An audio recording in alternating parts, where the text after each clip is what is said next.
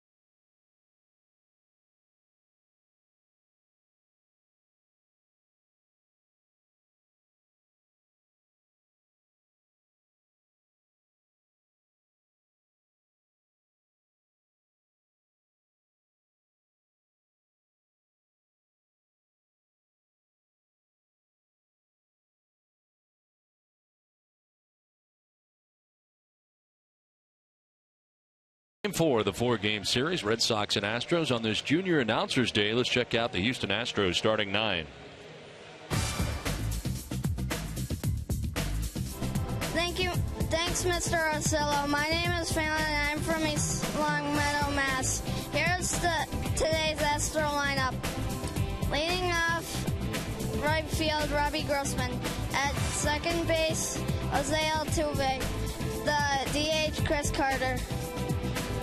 In center field, Dexter Fowler. At first base, Jonathan Singleton.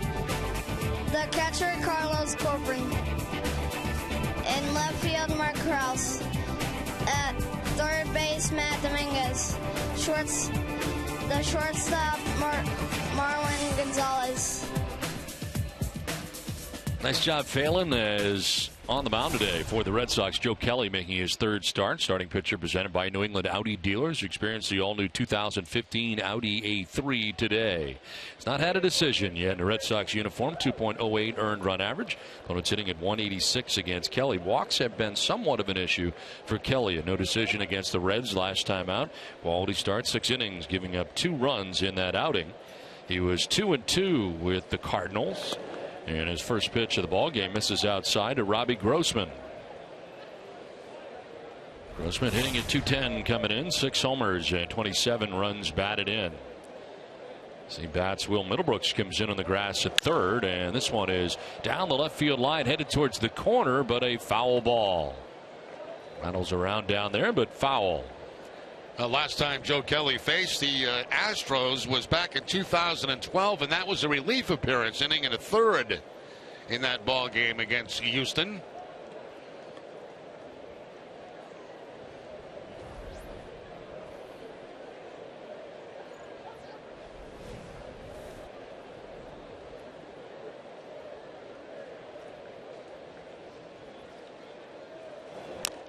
Foul tipped, and it's a ball and 2 strikes now to Grossman.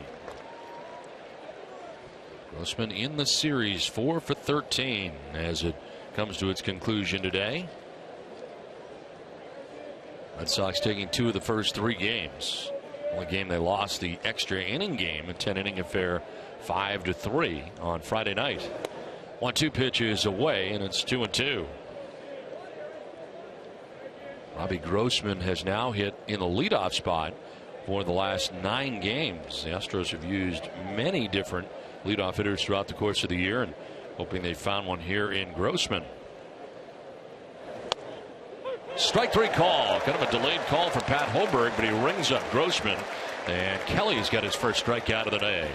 Let's look at the Red Sox defense, brought to you by Southwest Airlines. They are 8th in the American League with 72 errors on the season. Will Middlebrooks will be at third base. Xander Bogaerts, the shortstop. Brock Holt at second. Kelly Johnson, the first baseman. Left to right, Yoenis Cespedes, Jackie Bradley Jr., and Daniel Nava. And Dan Butler doing the catching for Joe Kelly. 1 out in the first inning for Jose Altuve.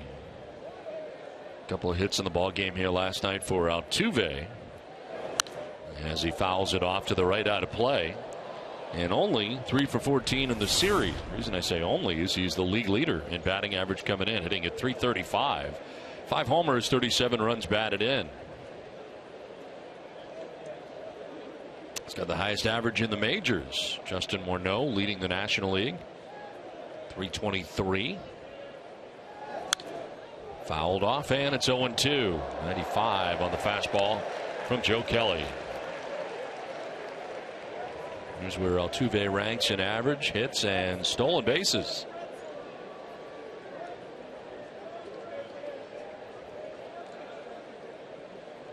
Bo Porter's Astros coming in with a record of 51-73.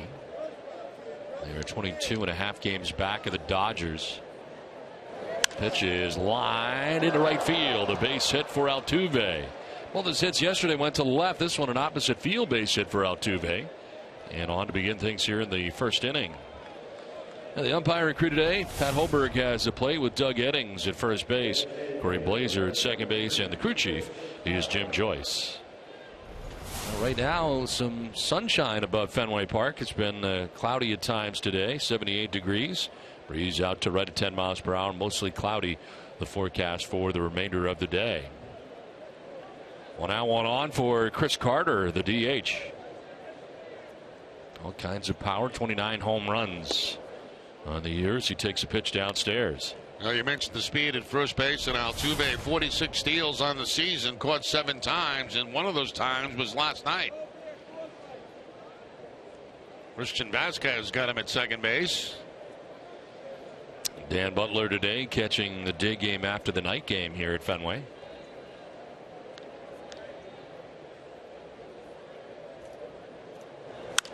Carter rifles it foul off to the right out of play. Last 11 games for Chris Carter, he has homered 7 times and driven in 15 runs. Sitting at .395 in the last 11 games. Since the beginning of July the 1st, he leads the majors in home runs with 16. And you see what he's done in the month of August.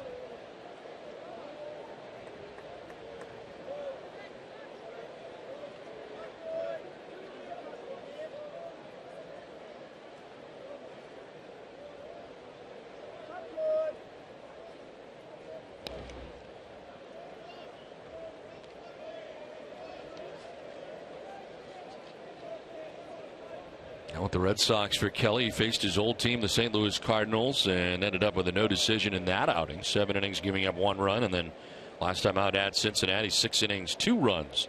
So this marks his first start in a Red Sox uniform at home at Fenway Park.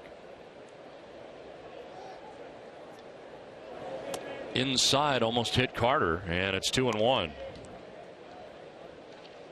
Fans, you can test your Red Sox IQ right now. The MLB Preplay mobile app. Download for free and start predicting every at-bat of every Red Sox game all season long. Today, Preplay predicts Joe Kelly will 6 2/3 innings, giving up 5 hits, 2 earned runs, 3 walks, and 5 Ks.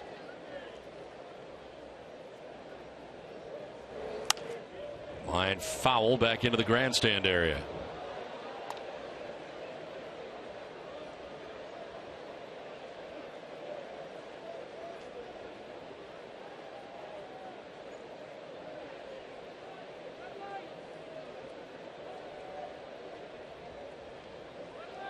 Only day game of the series, game 4 of this series with the Astros.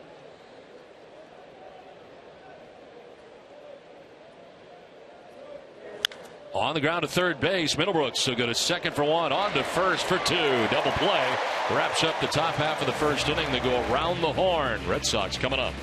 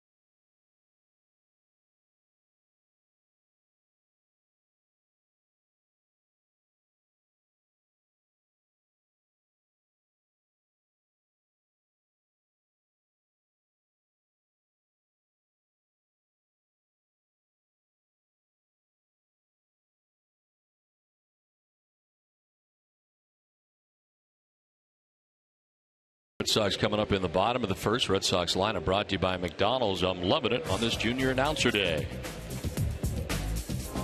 Thanks, Mr. Orzillo. My name is Steven, and I'm from Dale, Connecticut. Here's today's Red Sox lineup. Leading off, the second baseman, Brock Holt.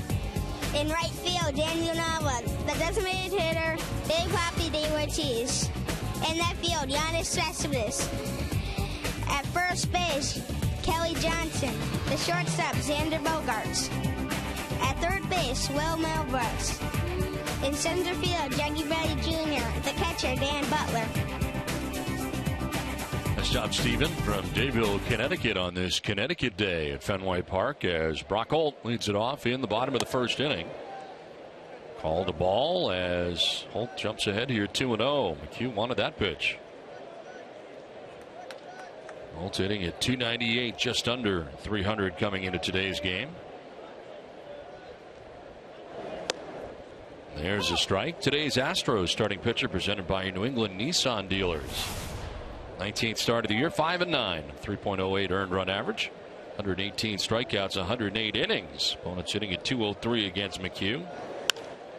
Opposite field, base hit for Brock Holt. Mark Krause cuts it off. Holt on to begin things here in the bottom of the first inning. Now that is now an 11-game hitting streak for Brock Holt. He gets a slider from McHugh and that inside-out swing to the opposite field for the leadoff base hit. You spent a little time on an disabled recently, a bad fingernail.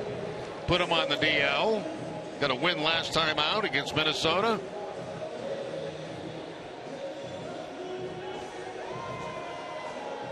Well, Holt on to begin things here in the bottom of the first inning. Now Daniel Nava sliding up in the order and batting second today. 267, 2 homers, 18 runs batted in for Nava.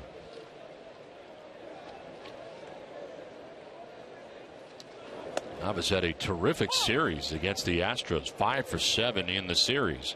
3 doubles, 2 RBIs, a walk and a run scored. And 3 hits in the ball game last night.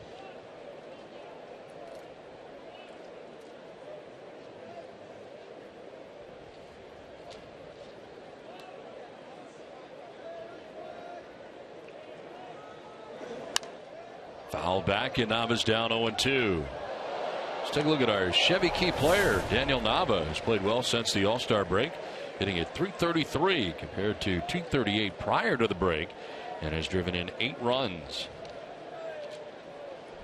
No Dustin Pedroia in the lineup today as we see Ortiz on deck. Pedroia battling the flu. And saw the team doctors this morning. We don't know if he's at the ballpark or been sent home. Strike 3 call freezes Nava, and Nava didn't like the call at all. He's out number 1 here in the first inning. Let's look at the Astros defense. They are 10th in the league with 77 errors on the season. Matt Dominguez at third base, Marwin Gonzalez the shortstop, Jose Altuve at second, and John Singleton the first baseman. Left to right, Mark Krause, Dexter Fowler, and Robbie Grossman. Carlos Corcoran doing the catching. 1 out, 1 on. David Ortiz standing in, the Red Sox DH. He's had a very good series also. 6 for 13. A couple of home runs, both coming last night. 6 RBIs last night. A leader in the American League in RBIs with 91. Shift on as he takes a pitch outside for ball 1. Well, the first home run that he hit in last night's game was the 400th of his career with Boston, becoming the 25th player in Major League history with 400 home runs for a single team. David with a big rip there, swinging for the fences. 1-1. 93-mile-an-hour fastball that time from McHugh. You see the RBI leaders in Major League Baseball. Ortiz with a 91, Abreu Chicago with 89, Cabrera Detroit 86, and Trout with 86.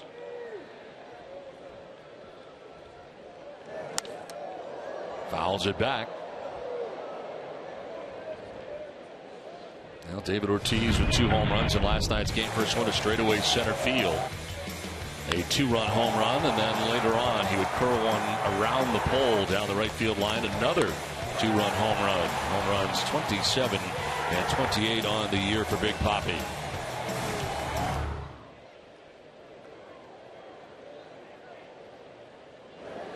Curveball misses outside. 2-2.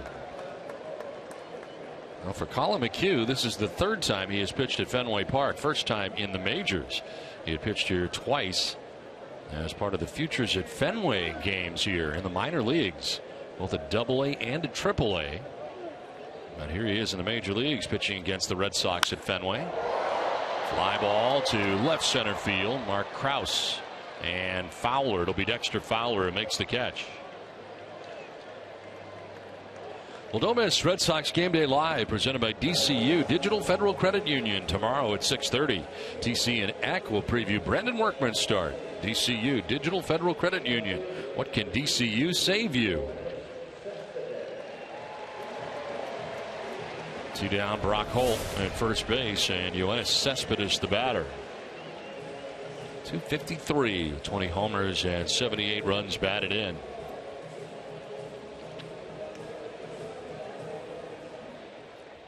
Relatively quiet series for Cespedes. 2 for 14. Does have a home run, 3 RBIs.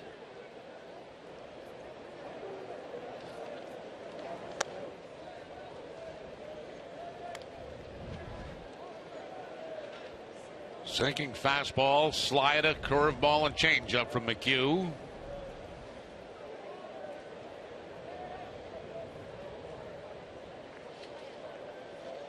Last 3 starts, very good for McHugh.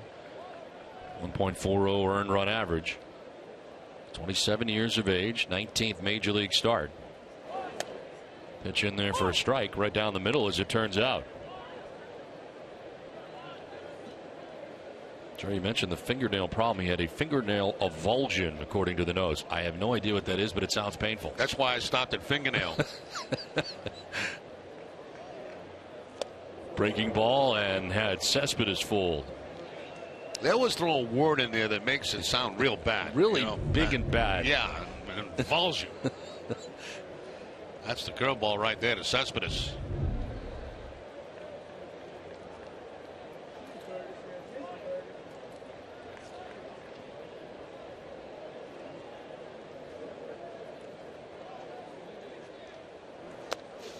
Too far outside. Cespedes not chasing that. 2-2.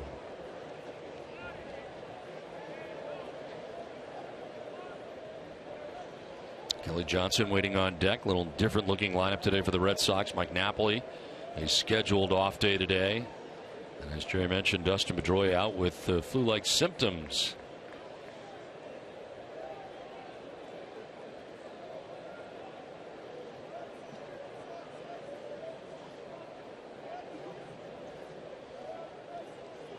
Runner goes. Cespedes swings and grounds one to shortstop, where Marwin Gonzalez throws to first to end the inning. Red Sox get a leadoff hit, but Holt doesn't advance. No score after 1.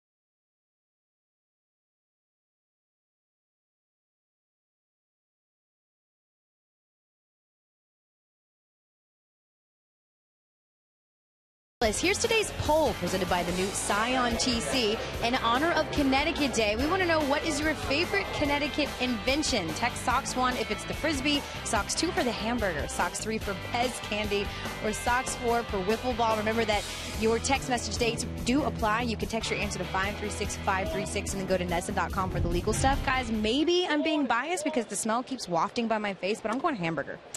Yeah, I've had the occasional hamburger in my life. And A couple. And you know what, Jerry? I had no idea that any of those things were from Connecticut. I did not either, and especially the wiffle ball. Yes. Wiffle ball was great. This is lined to center field and a ringing single to begin things here in the second inning. Dexter Fowler with a single to get it started. Second hit off Joe Kelly today. Did you play a lot of wiffle ball when you were a kid? I did. Yeah, that was great. It's huge. Yeah. I had my backyard all set up like Fenway Park. Yeah, my neighbor's house was the Green Monster. I'm sure they appreciated that. We put up lights. We had everything. Did you pepper it off their house on occasion? Oh, yeah. I'd take it the other way. Well, single for Fowler to get the second inning started. John Singleton now stands in. I was also a big fan of Pez. I'm not familiar with Pez. Pez comes in those little Pez dispensers where you open it up and a little piece of candy comes out. Really? Yeah. If you saw it, you know what it is.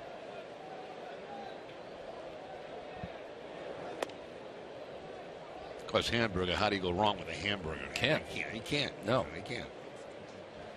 Although, I had my first turkey burger the other day of my life. Pretty good. You liked it? I liked it. Had spinach in it and feta cheese. Ugh. Yeah. And that's what I thought.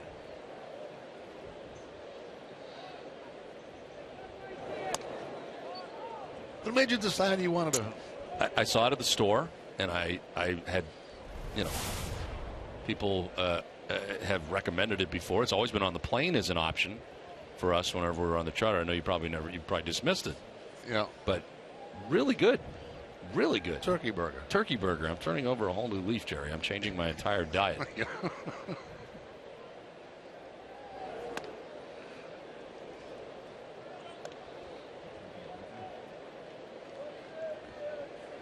Dexter Fowler with his single to begin things here in the second inning. John Singleton, the first baseman, batting here with a scoreless game here. Lights on at Fenway right now. Some sunshine, though. Outside for ball 4 and a 4-pitch walk. First walk of the day given up by Joe Kelly. These aerial views of Boston and Fenway Park are brought to you by Hood, the official dairy of the Boston Red Sox. For every purchase of Hood Red Sox ice cream now through the end of the season, Hood will donate $1 to the Red Sox Foundation. Learn more at hood.com.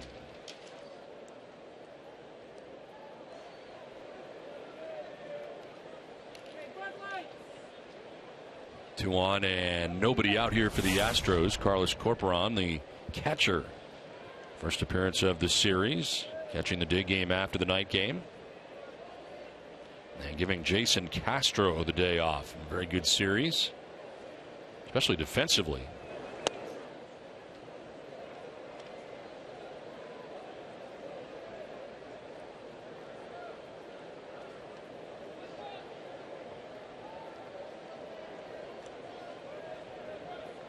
Mentioned some trouble with walks for Joe Kelly and just picked up his first walk of this game.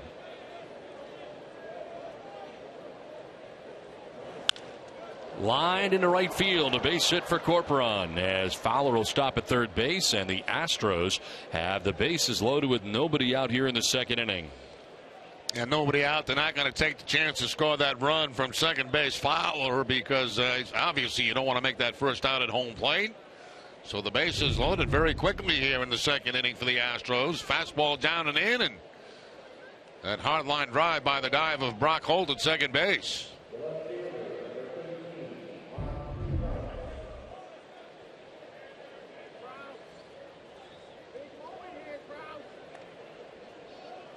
So bases loaded here, nobody out. Mark Krause, the batter, gets the start today in left field for the Astros.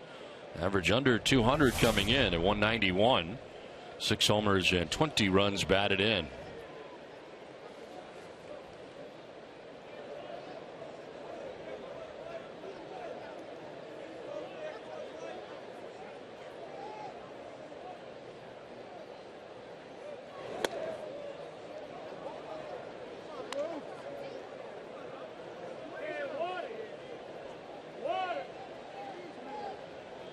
For 3 this season with the bases loaded, but 2 for 7 in his career.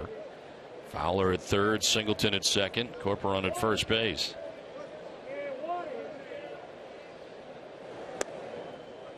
Two and 0. Kelly trying to turn that fastball over to get a ground ball, get a couple of quick outs, and try to minimize the damage here in the second inning.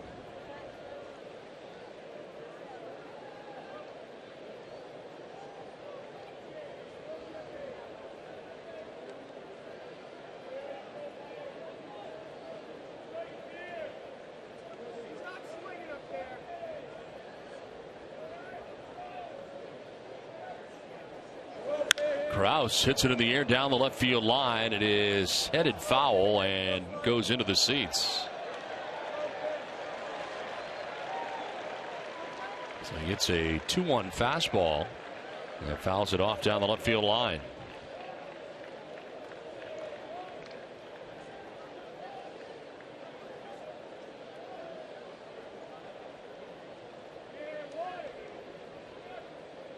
Single for Fowler, a walk for Singleton, a single for Corporon. Bases loaded, nobody out here for the Astros. In the air to left field. Cespedes moving back. It'll take him to the track and off the wall. In from third base comes Fowler, and one run will score. Everybody was pretty sure that Cespedes was going to make the catch. Instead, it lands right off the bottom of the wall in a ball that I'm not sure he got a real good look at. Yeah, I agree with you because he didn't move at all. I'm not sure that he saw that ball on contact because he just stood there for the longest time and then started to backtrack, and the ball's going to hit at the bottom of the wall. It's certainly a catchable baseball for Cespedes. So something happened there. Either he lost it off contact, but clearly a ball that could have been caught. Sunglasses on top of the hat rather than on. Yeah, I don't know if the sun is a factor right now out there or not, but he just froze on contact. So bases reloaded, a run in for the Astros on top 1-0. Here's Matt Dominguez. Fly ball to right center field. Bradley Jr. on the move will get there to make the catch as Singleton's tagging. Throw goes to second as Houston jumps on top 2-0. Sac fly for Matt Dominguez. That's like a trend in this series. Houston jumping on top of the Red Sox, and the Red Sox having to battle back.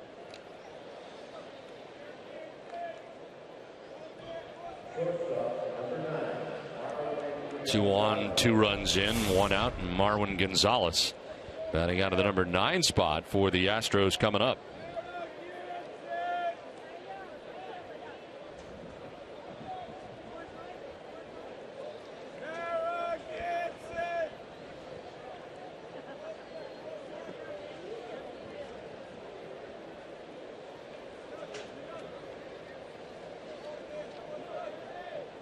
Gonzalez 5 for 14 in the series against the Red Sox. Hitting at .357 in this 4-game series. And on the grass at third is Middlebrooks. And a pitch a little bit low for ball 1.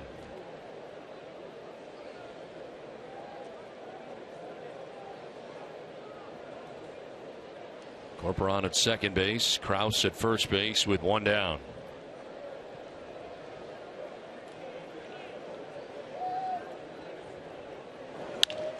Back off Kelly to shortstop. Bogaerts will touch second and fire to first for a double play. The Astros get 2 here in the top half of the second inning. We played an inning and a half. 2-0 Houston.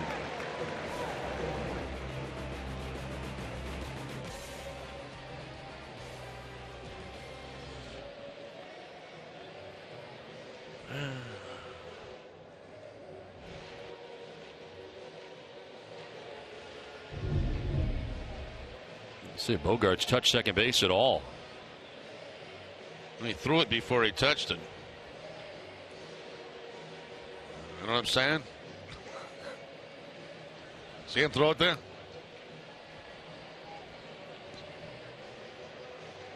So they will review this. And we'll see if they overturn it. And this may go the other way because it's pretty clear that Bogaerts threw that baseball before he touched the bag.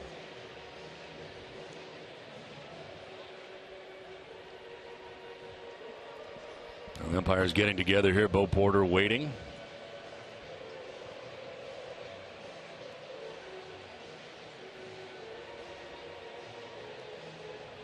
Now the question is this the neighborhood play or not? That's what they've been. That the review does not include the neighborhood play, is what they've said. I know, but it's one thing being in the neighborhood, and it's another thing being somewhere in the state.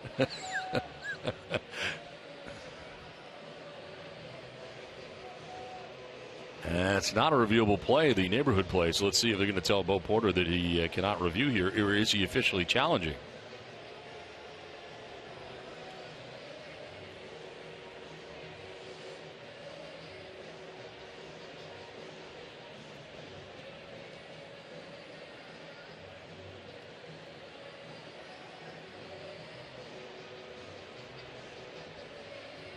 It's amazing, though. You're right. The challenges takes all the arguments out of it pretty much for the managers. It never gets too heated anymore. No.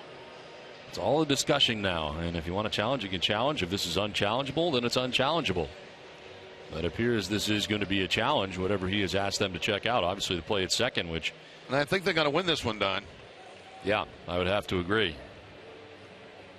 John Farrell now coming out to ask about it.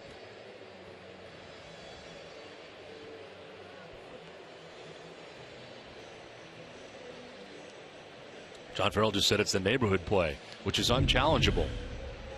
Well, this isn't even in the neighborhood as far as I'm concerned. I mean, right there, the throw's gone, and he hasn't even come close to tagging the second base bag. I mean, you've got to be, I think, a little bit close to the net to have it considered the neighborhood play. And for those who don't understand the neighborhood play, it's pretty much a protecting middle infield so they don't have to stay on the bag or, you know, just kind of skirt the bag before you take it out at second base. So I just got a feeling that watching this again that they're going to change his decision.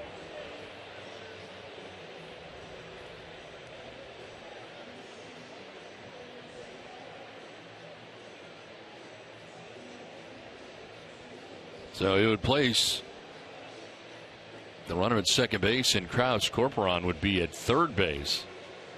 Within 2 outs in the inning, it would be second and third. We'll see. They are taking a while here to take it back to New York and decide here.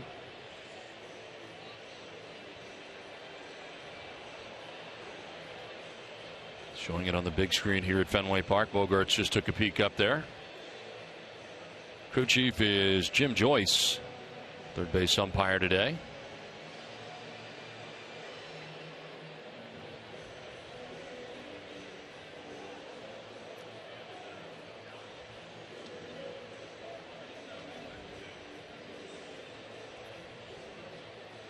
This is one of the longer reviews we've had. Yeah. And for me, I mean, if they're going to review it, it's not that questionable. I guess the question is, can you review it? But they are. They are, and they have challenged it. And you're right, if they do review it, then they've got to go the other way.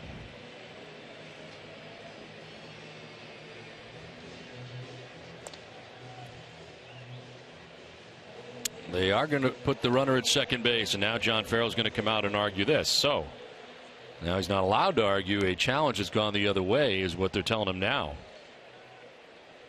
But his whole argument is going to be that in his mind, is the neighborhood play. That is unchallengeable.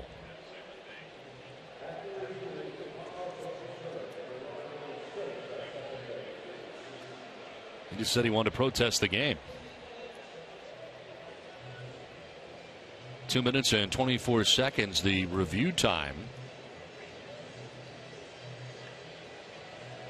Second and third now, much different, with 2 outs and Kelly not out of the inning yet as a result of the challenge won by the Astros. So Gonzalez out 6-3 at first base. And now it's second and third with 2 down, and here's Robbie Grossman.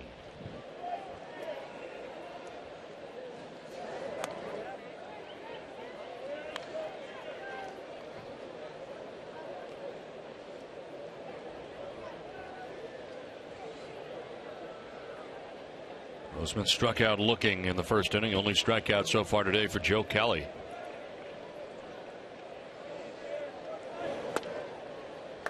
Strike called, 1-1.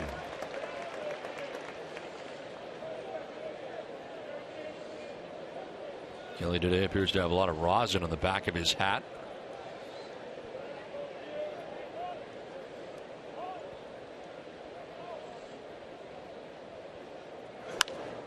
Flared foul off to the left, and it's 1-2. Well, that could be a big play for the Astros if they're able to pick up a base hit here, pick up a couple of additional runs possibly.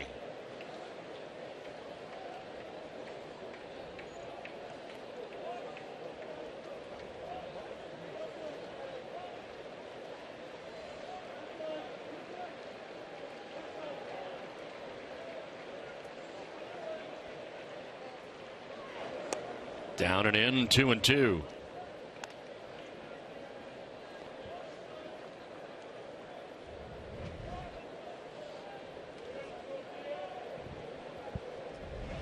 3 hits and a walk allowed of the inning by Joe Kelly. Sac fly for Matt Dominguez. RBI single for Mark Krause, and the Astros have a 2-0 lead. They're looking for more, and Kelly working deliberately here in this jam in the 2nd inning.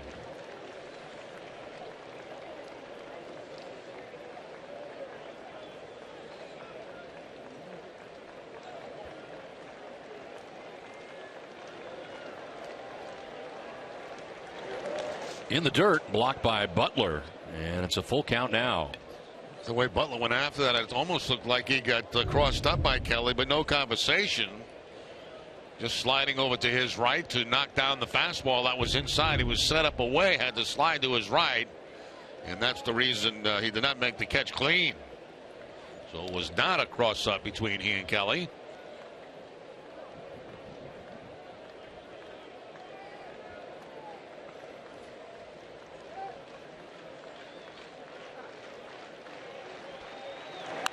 Line foul back into the seats.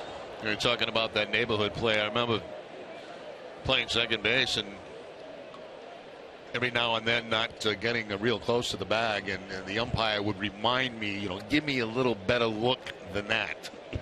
So next time, closer. In other words, next time, get to the bag.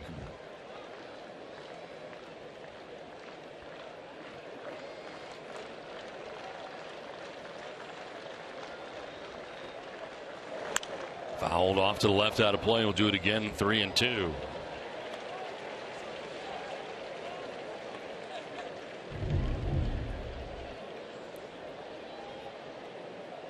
Two hands. Yep. Probably went to a baseball camp somewhere along the line and learned how to catch with 2 hands.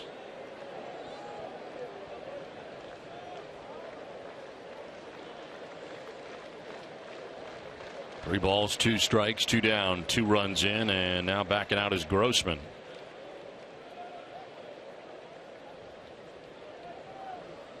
Jose Altuve waiting on deck, hoping to get a chance here in the 2nd inning. Astros have already put 2 runs on the board. Rattles it foul off to the left. Well, he had up all the additional pitches also in this inning because of that call.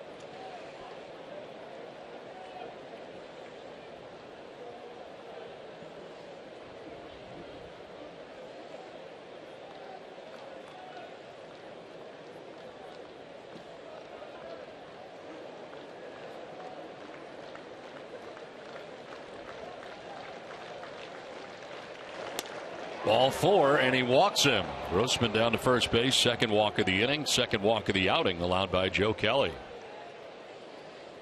Beth Israel Deaconess Medical Center, official hospital of the Boston Red Sox, now offers walk-in urgent care in Chestnut Hill. It's open 10 hours a day for minor emergencies, and every patient is seen by a board-certified emergency medicine physician.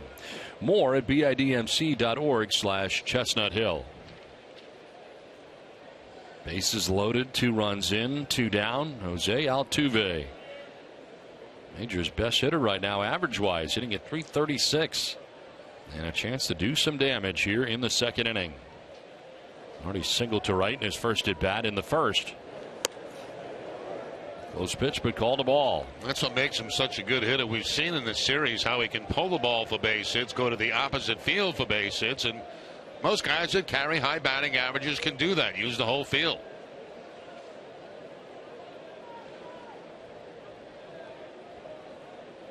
Not been a great hitter in this category, but he drives one to left field deep and far, and there's his first grand slam of his career.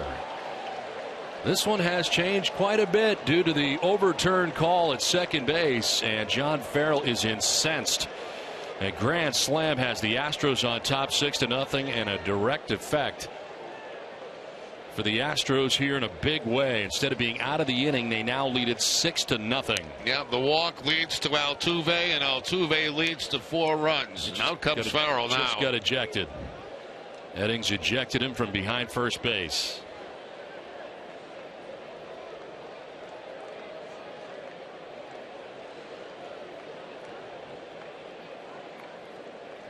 Understand his displeasure.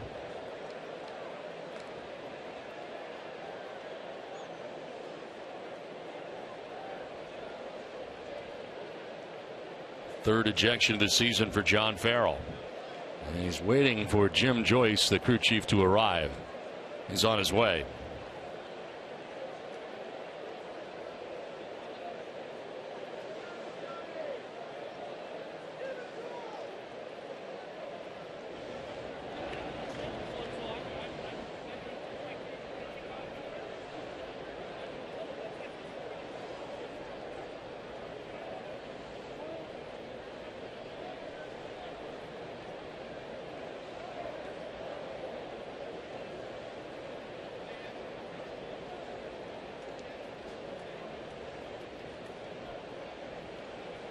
See what he just said? He asked if it was a neighborhood play, and Jim Joyce basically said, I told him it was not the neighborhood play. So he agrees with you, Jerry, that it was not the same thing. Yeah, and that's only argument Farrell has right there, because I mean the play was evident, it was clear. And what John Farrell is arguing is the fact that can you review that or can't you review it? And he feels very strongly they could not review it, and he's been thrown out of the ball game. And what a difference it's made in this ball game. Boy, I guess. A grand slam by Jose Altuve. 6th home run of the year for Altuve, and the complexion of this one has changed. It is now 6-0 Houston here in the 2nd inning. And Chris Carter, the batter.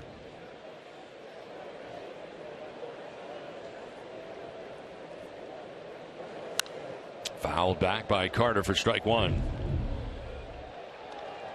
Looks like a slider that stayed inside that time to Altuve, who hit the grand slam. His 6th home run of the season. A line drive into the monster seats. Now a liner to center, but right at Jackie Bradley Jr., who puts it away to end the inning. A big inning for the Astros. They lead it 6-0.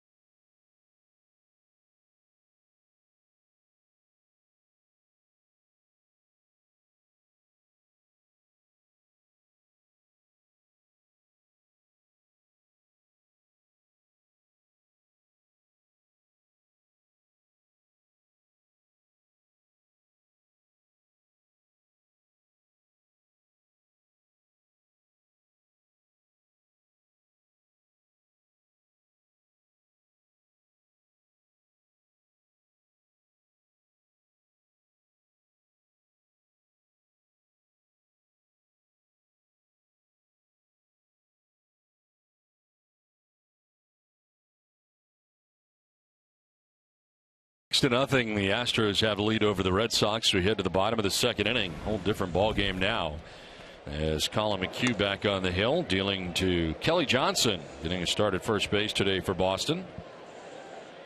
Long wait for McHugh, but he doesn't mind. His team gives him 6 runs on 5 hits.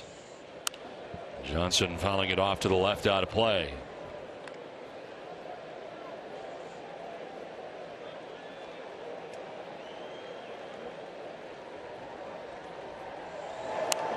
Another foul to the left.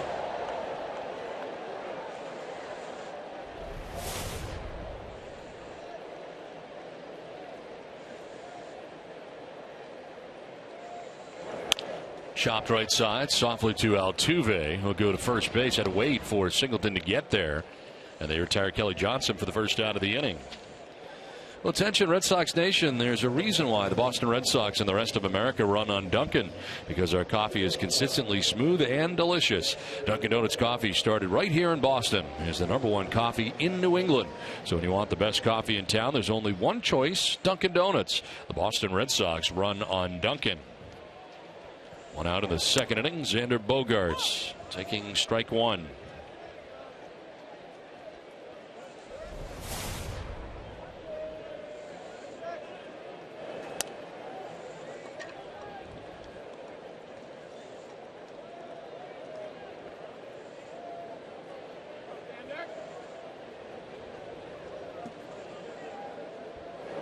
Swing and a miss. Breaking ball down and away, and it's 1-2. It's that hard slider that McHugh throws away from right-handed hitters, down and in, and ankles on left-handed hitters. And he strikes him out with it, as there's the second strikeout for McHugh. 2 down here in the second inning. Stays right with it. He saw the one swing, tries it again, and picks up the strikeout. So both strikeouts coming on breaking balls in this game for him. Good Navra on a breaking ball. Now it gets Bogaerts. Now 2 down for Will Middlebrooks. Average at 176, 2 homers, 11 runs batted in.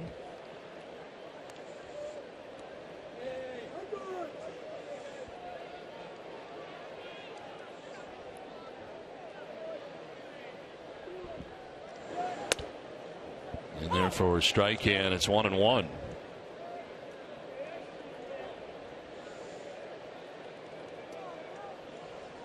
Five in a row retired by McHugh.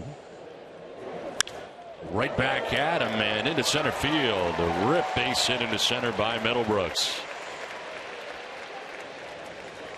Well, Middlebrooks gets that slider out over the plate, and he takes care of business. Takes it right back up the middle where it came from, and picks up the 2-out base hit to keep the Red Sox away from the 1-2-3 inning. Nifty footwork there by Colin McHugh to get out of the way.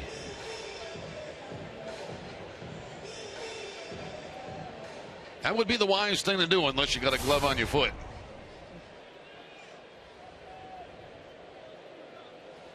Now 2 down, runner at first, Jackie Bradley Jr. the batter.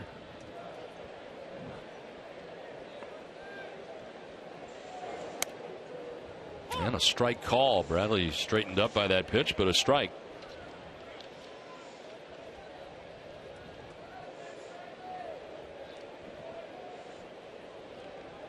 Bradley 2 for 10 in the series here against Houston.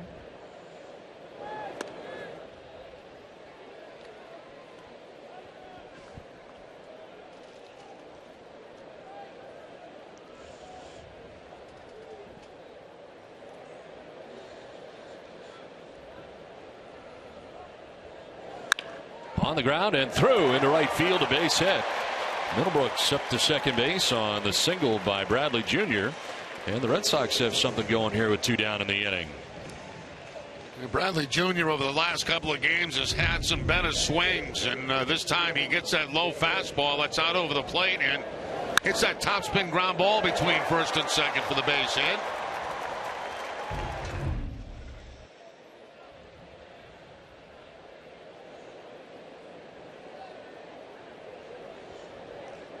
Well, 2 down, 2 on, and Dan Butler coming up. It is Major League debut a week ago in Los Angeles. 0 for 3 with a walk after he had been called up from the Paw Sox. This marks his first Major League career stint.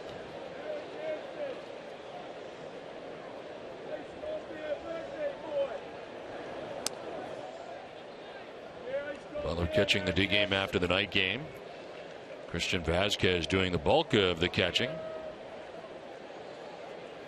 David Ross set to go out on a rehab assignment and still currently on the DL.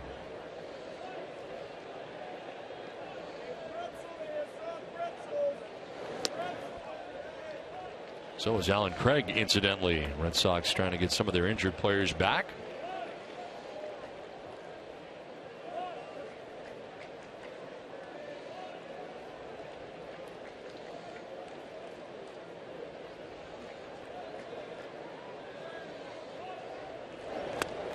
in there for a strike, 2-1.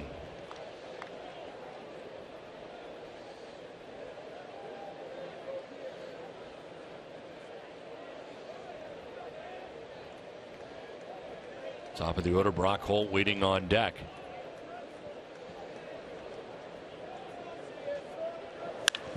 On the ground, sharply hit. Dominguez will take it to the bag at third for the force out that ends the inning. Through 2 at Fenway, it's 6-0 Astros.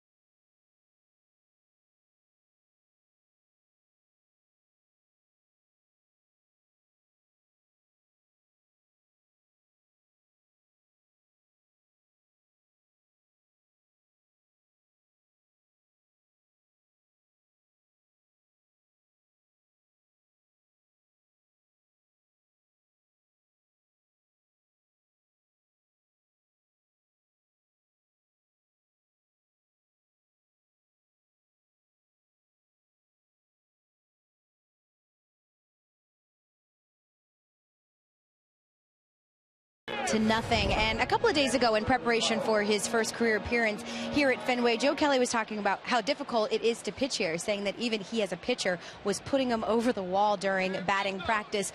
So I caught up with Red Sox pitching coach Juan Nieves before the game and asked him if he had any specific advice for Joe when it comes to pitching at Fenway. And he said no, he doesn't want to get in his head too much, but that Fenway is just one of those places that you just kind of have to make mistakes and learn from them. And I'd be willing to bet, Don, at this point, he'd like to have that slider back that he pitched just an inning ago that ended up over the Green Monster. Yeah, no doubt. And this is driven to deep right field. Might want to have this one back too.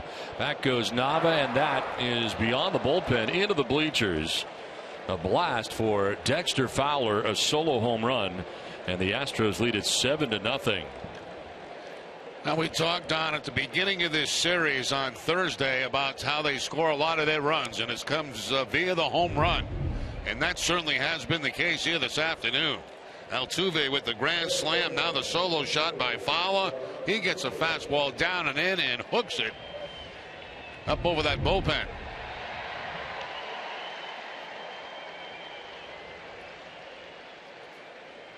Second game this season that he's given up more than one home run. 2 home runs in a game, and Astros with 139 home runs as a team. Big swing and a miss there for Singleton. He was swinging for the downs also. Astros having fun right now on top 7-0.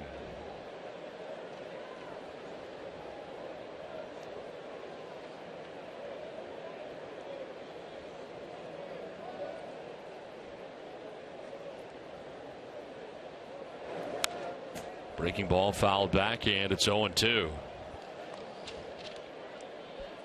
Tune in tonight at 10 p.m. to NESN Sports Today, presented by People's United Bank. Jamison and Leah will recap the Red Sox-Astros game today and look ahead to the Jimmy Fund Radio Telethon. See what know-how can do. 0-2 pitch on the way, and it's on the ground, foul outside of first base.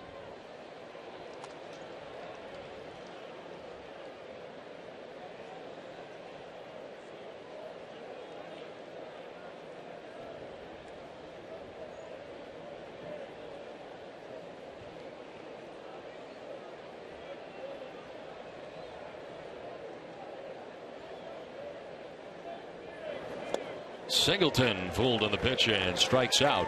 Second strikeout for Kelly, one down. A changeup that time, a two-seam fastball for his first changeup on Grossman, and now the changeup for his second strikeout on Singleton.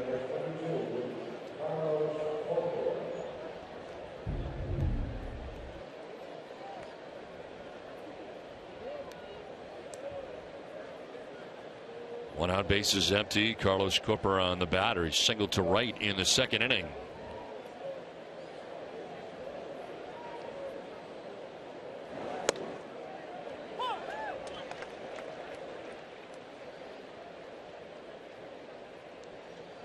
First appearance of the series for Corporon.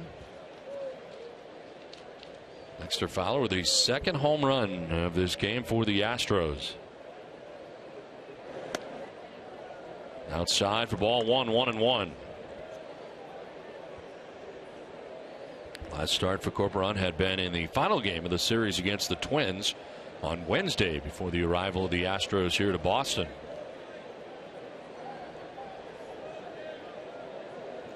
'50th pitch for Kelly, and the curveball drops in there for strike two.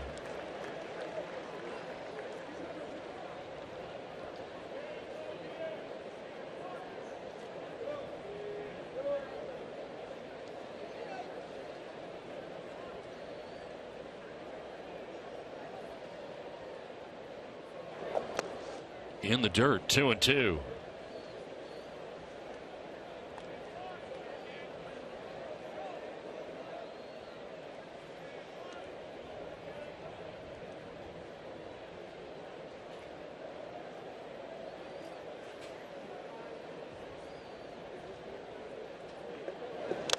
Yanks that down in the dirt. Glancing off Butler and the home plate umpire, I think Pat Hoberg.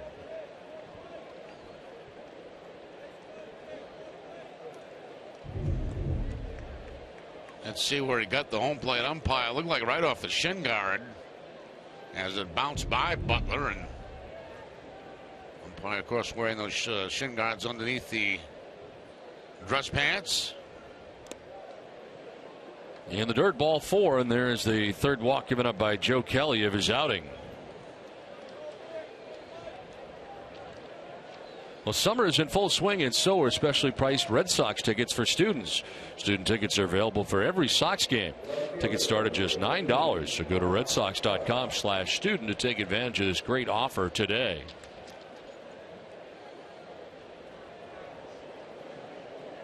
One out, Carlos Corporon at first base. And Mark Krause, the batter, single to left field to drive in a run in the second inning.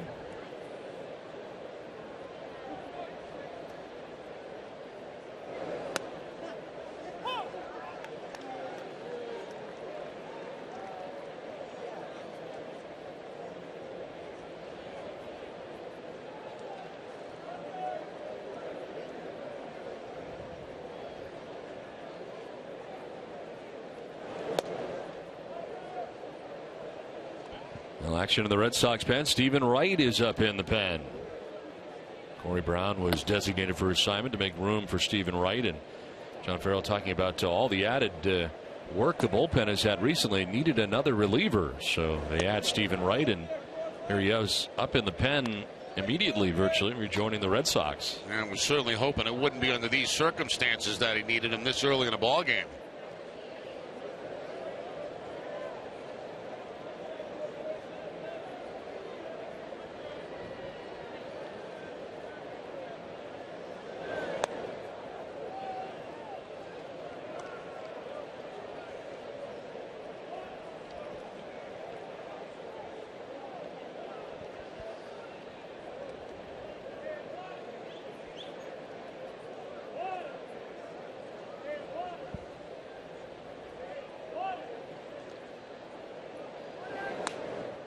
Ball four, and he walks back-to-back batters.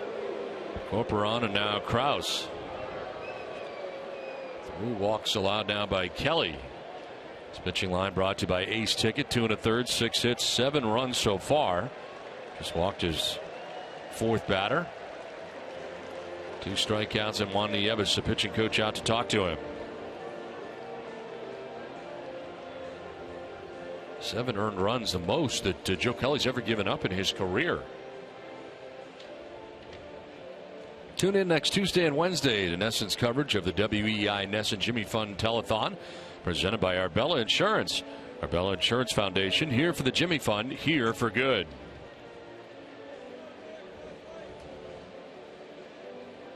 Most walks Kelly's ever had in an outing is 5 in his career.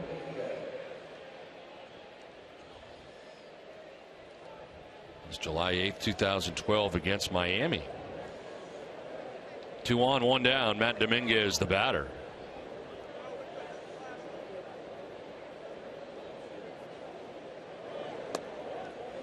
Did he go? No, he did not, says Doug Eddings.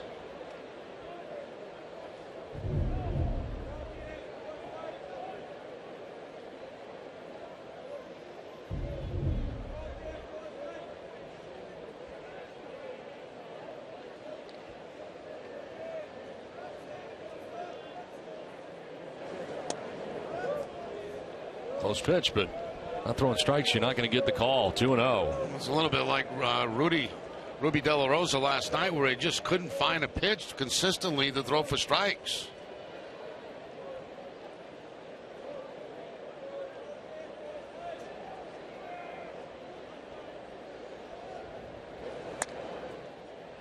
That's called a strike, and it's 2-1.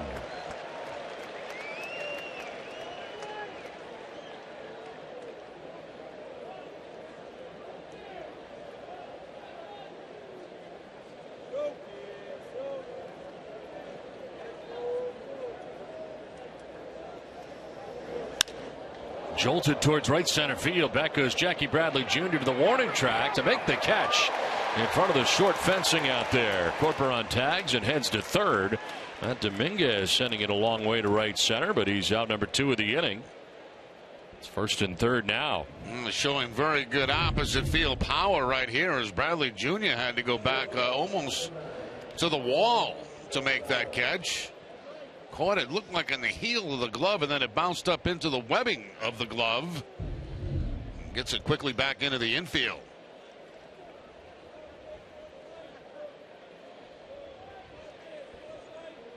So 2 down, first and third, a run in. Marwin Gonzalez batting out of the number 9 spot. Shortstop grounding out to short in the second inning.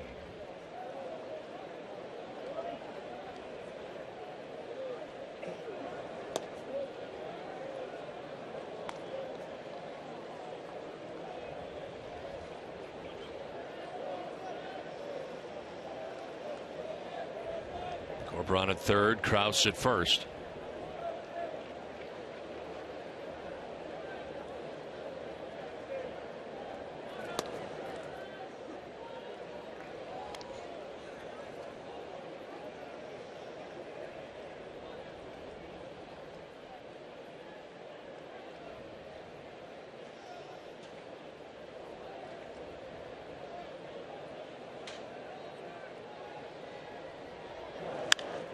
Fouled off to the left, out of play.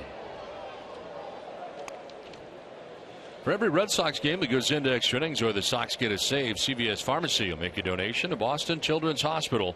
It's a $25,000 donation once again this season.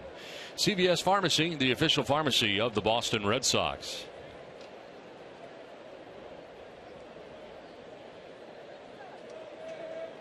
First and third, 2 down. In the dirt, scooped up by Butler.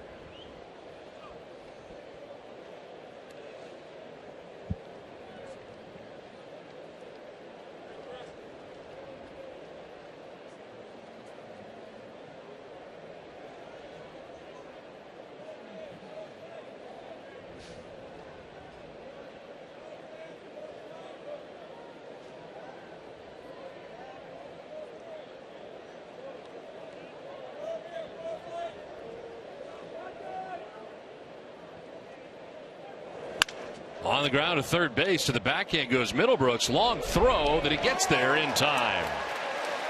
Well, a home run by Dexter Fowler begins the inning. 7-0 Houston on this Connecticut day from Fenway.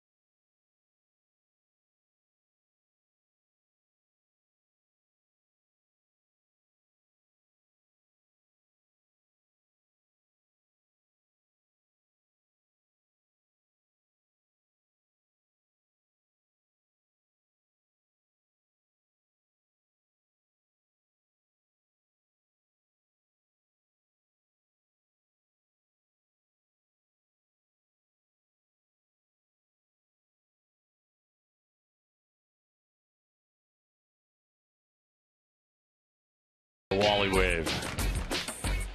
And everybody's in it. Oh, is that Bob Thomas? Yes, it was. It was always this guy. Jim DeDonna. And Wally himself and his friends. And the Yale mascot here is part of Connecticut Day. All kinds of Connecticut mascots in the house.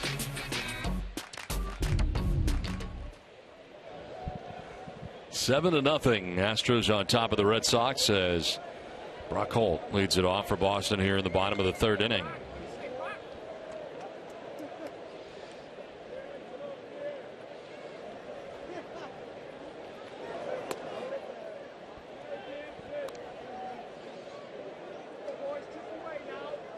Colin McHugh giving up 2 hits in the second inning, working his way around it. Red Sox have left 3 men on base through the first 2 innings.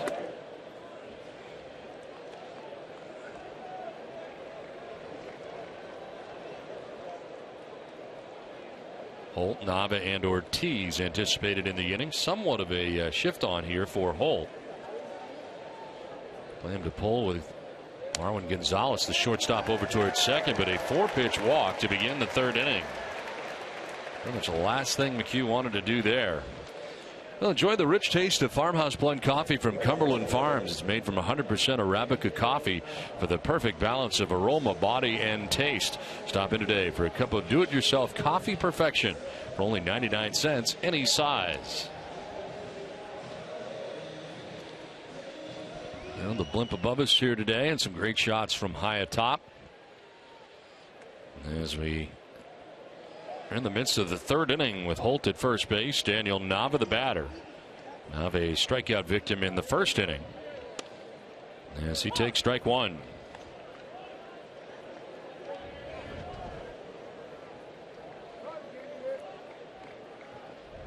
Astros winning Friday night's game 5-3. It was their first ever win at Fenway Park.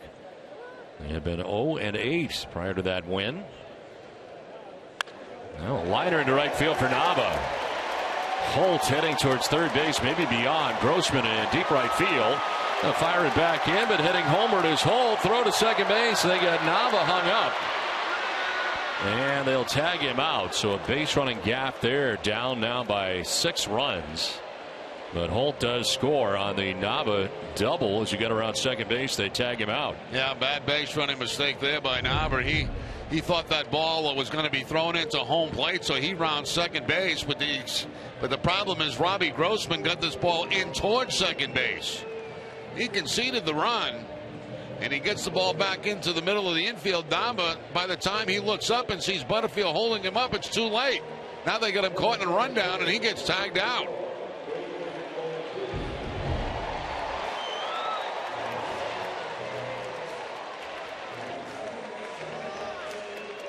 Well, David Ortiz standing in. He flied out to center field in the first inning.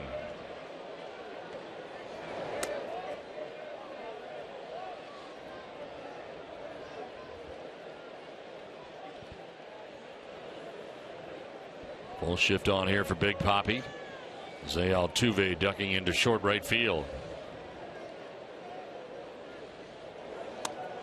Inside for ball 2.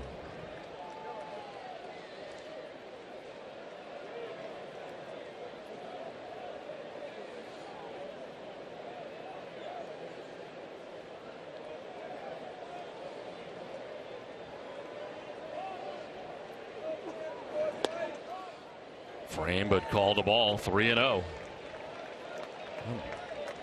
McHugh not helping out himself here as he walks Brock Holt to begin the inning. Ends up coming around to score. Fortunate that there was a base running gaff.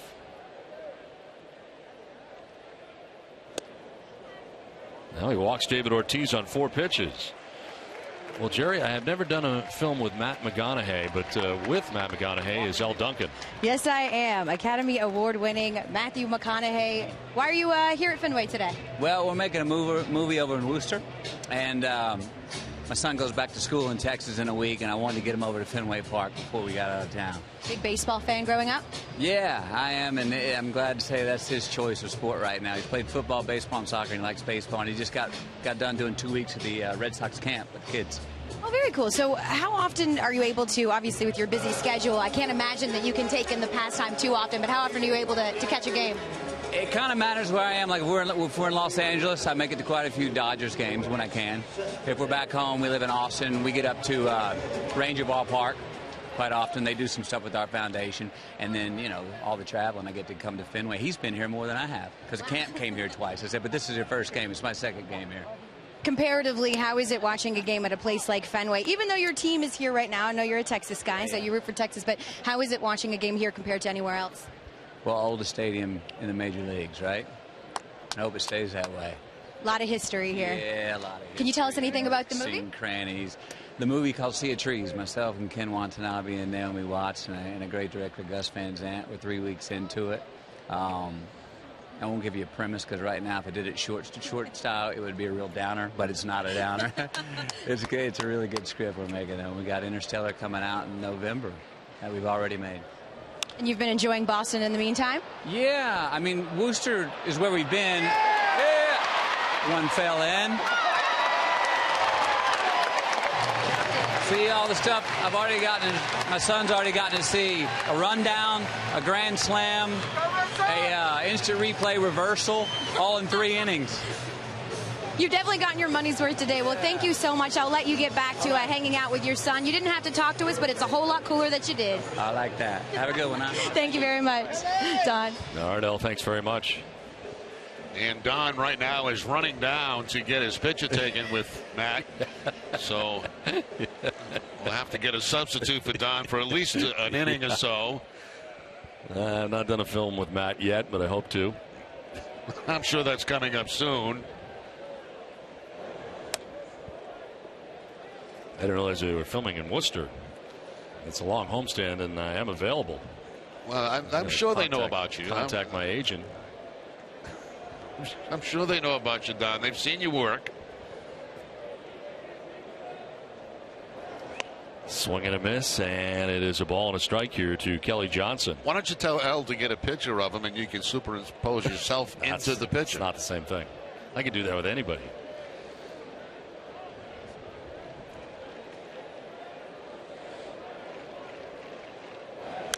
This one fouled off at the dish, and it is a ball and 2 strikes.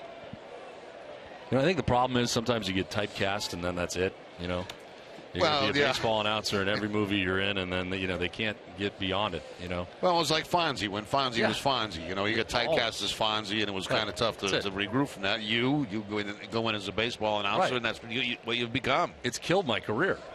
It's in the dirt, and the runners move up to second and third, and Ortiz to third, Cespedes to second. I mean, it's like the late James Gandolfini. I mean, you couldn't get past Tony Soprano, right? You know, and he was a brilliant actor, but you couldn't get past. You'd always see Tony Soprano when you saw him, and I feel like that's what's happened to me a little bit in my movie career. Well, I would just call it a temporary stall. I think there's much more, ahead of you. In that department. I think it's just in a little bit of a lull right now. They all go through lulls, and they take time off, a lot of time off too. 1-2 pitch, and Kelly strikes out on a foul tip for strike 3, 2 down. I mean, I think I'm ready for a drama, or maybe even play like a villain or something. You know, I mean, they don't see me that way, and I don't know why. I don't see you as a villain. I don't see you in that role at all. I'm having a hard time seeing you in anything but being an announcer. My villain face. No, I don't think so. Bogarts takes a strike over the outside corner. Always accused me of overacting. I think that's one of your problems. I think that's why things have slowed down a little bit. Hasn't taken off the way I had hoped. Very happy with the Heat, though. We did quite well with that film. Melissa McCarthy and Sandra Bullock. Very successful. Still running. A chance for you to get out and see it. Have you seen it yet, the Heat? I have not, no. Yeah, it was on in the radio in a car chase. In that one. You were on the radio? I was on the radio. What were you doing on the radio? Red Sox play-by-play. Oh, really? Yeah, I was doing the game. Again, typecast. So much more than that. I mean, I can cry if you want. 1-1 pitch is going to miss for ball 2.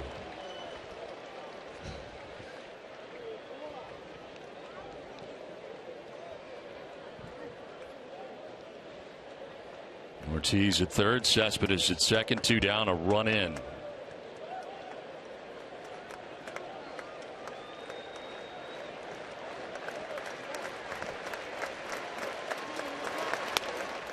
Just outside, framed there by Corcoran.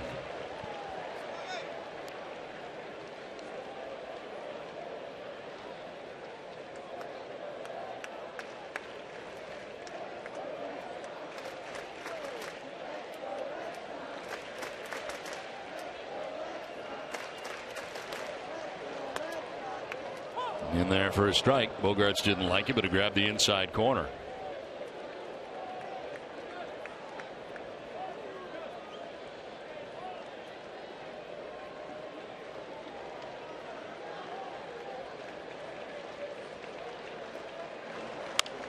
On the ground, on a hop, picked there by Singleton. He'll flip to the pitcher for the out that ends the inning. Now, hopefully the movie company in Worcester is ready for the Mean Man.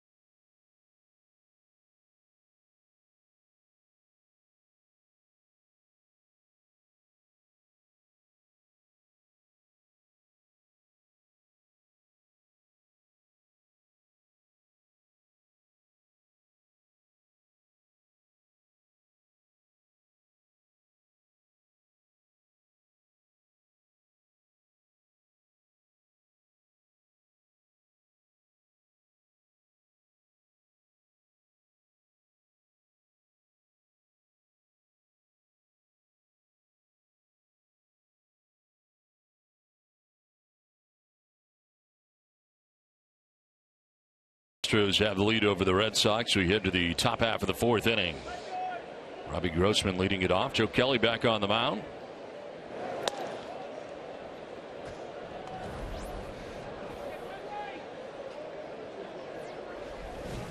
It's Grossman, Altuve, and Carter to bat here in the inning. That drops in there for a strike, 1-1. Grossman has struck out looking, walked and scored. He was part of the big second inning for the Astros. 6-run second inning.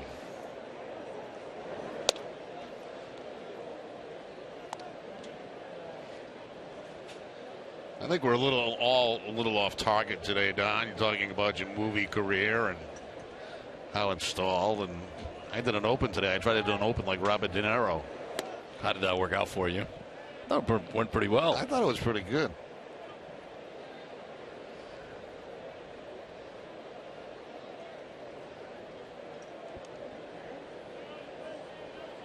It is August, late August.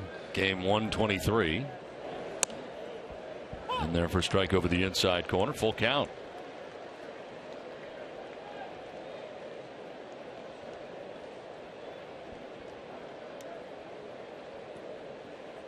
Joe Kelly up over 70 pitches here, 73, and it is fouled back.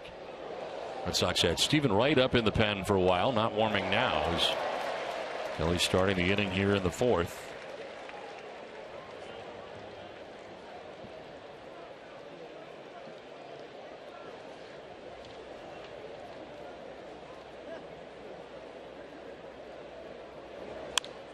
There's a pop-up foul off third base. Middlebrook's headed over towards the dugout. Got to play, and he makes it. First out of the fourth inning. Eastern Bank knows small business keeps our economy and community strong. That's why they've been named the #1 SBA lender in Massachusetts 5 years in a row. Eastern Bank, here you're first.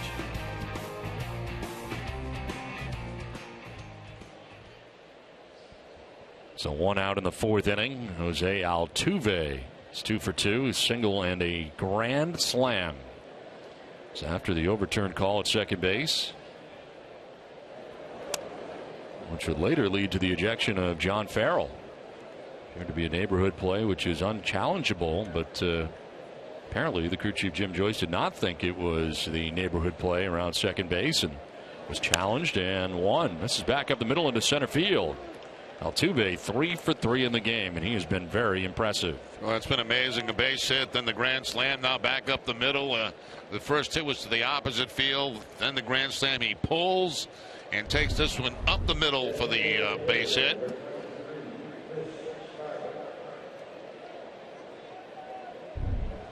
It's a great story you told on Thursday night about Altuve going to the tryout camp and them telling him to go home, and him showing up again the next day, and all kind of stories like that in baseball. You can see that he kind of plays the way that Dustin Pedroia does in some ways, like out to prove something all the time. This is popped up. Foul ground. Johnson coming down, and he'll make the catch. 2 foul outs in the inning, 2 down. It's time now for the list, brought to you by Benjamin Moore, the official paint of the Boston Red Sox. Active players born in Connecticut. Of course, the Red Sox have Craig Breslow, Rajay Davis, Matt Harvey, and George Springer. If you have a comment about today's list, tweet us at #NESSONList.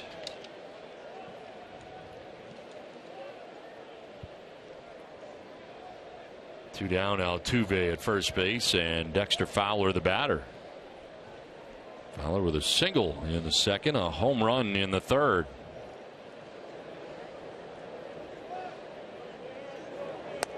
Our esteemed director Michael Narachi was also born in Connecticut. Yes, the Connecticut Cowboy.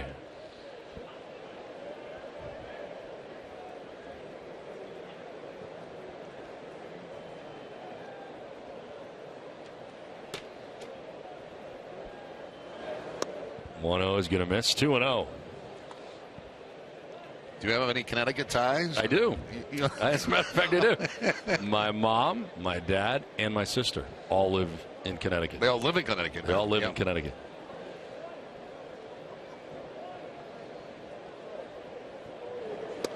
Two-0 pitch outside. 3-0. I have ties everywhere, Jerry. You really do. It's amazing. And you could slide into any job all over the country and you have some tie to that area. It's amazing. In there for a strike, and it's 3-1. That was Craig Breslow, Connecticut's own, up in the pen.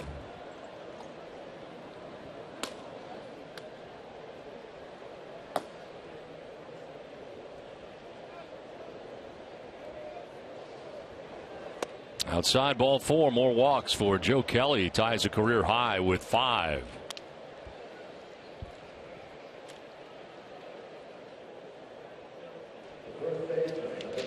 Thursday on Bruins Summer Face-Off Live, Dale Arnold and Andy Brickley continue the preview of the division rivals, plus a look at positional breakdown of the Bruins depth chart. All that and more Thursday at 5 p.m. 2 on, 2 down. And Singleton, the batter, he has walked and struck out.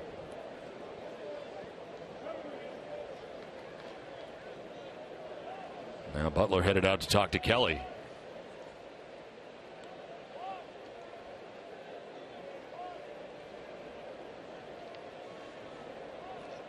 Now Joe Kelly's first start in a Red Sox uniform at home at Fenway Park. Not gone the way he would have liked.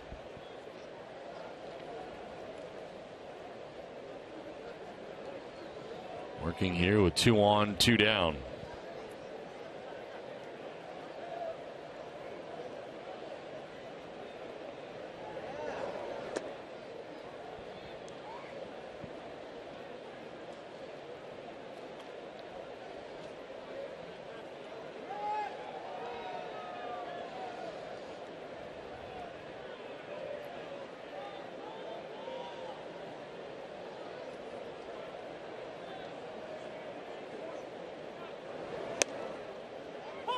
In there for a strike, 1-1.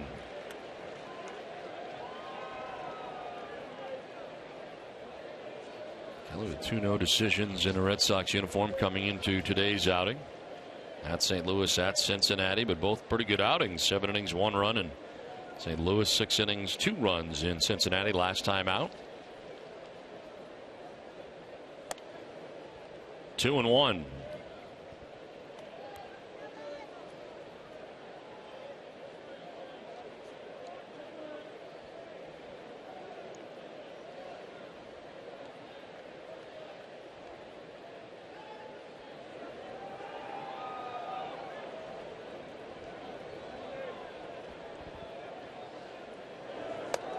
Three and one.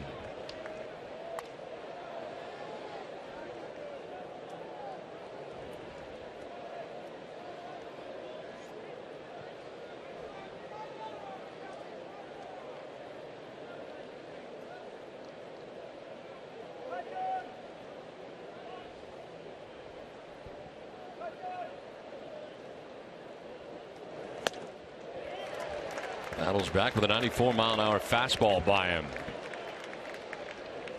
Singleton probably looking for a ball middle in. Instead, he chases one that's on the outside part of the plate when he's in a 3-1 count, and Joe Kelly throws it right by him.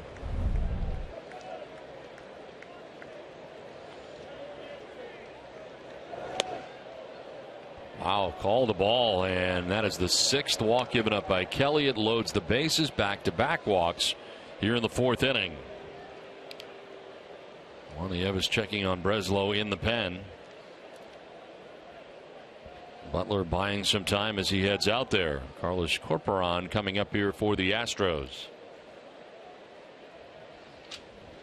Well, tomorrow, don't miss Red Sox first pitch, presented by Men's Warehouse, proudly introducing Joseph Aboud. TC and Eck will preview the Red Sox Angels series. That's tomorrow at 6 p.m. on NESN.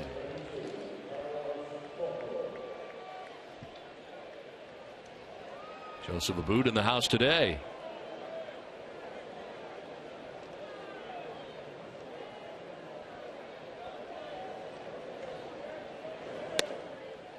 Breaking ball in there for strike 1. Corporon has been on twice, a single to right in the 2nd, a walk in the 3rd.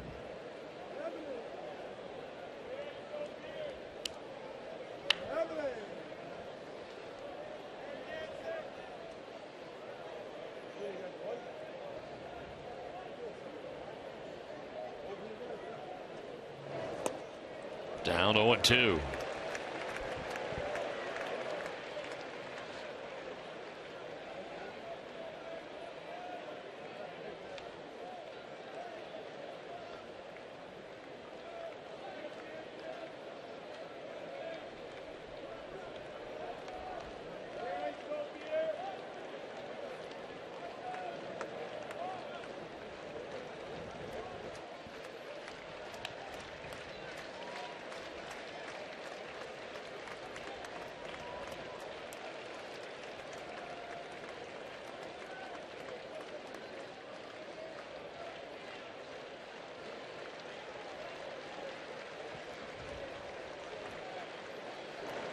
Swing and a miss. Kelly strikes out Corporon to end the 4th inning. 7-1 Astros.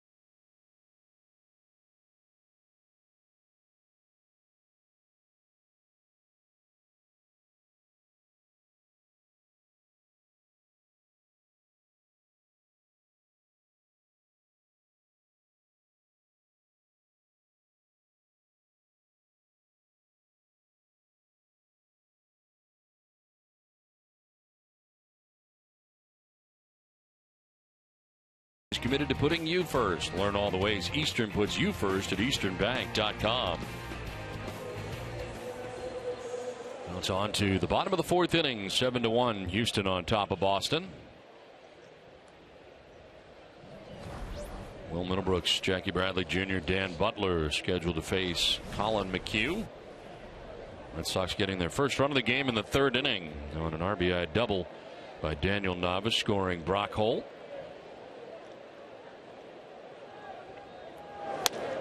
Middlebrooks jumping back out of the way.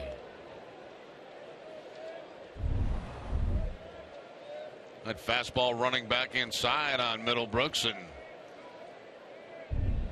just barely getting out of the way of it. Right back to the fastball on the inside corner.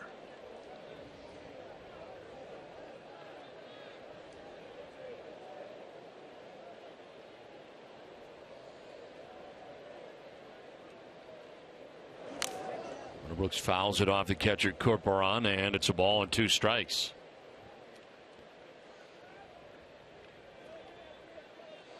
Jackie Bradley Jr., then Dan Butler expected in the inning.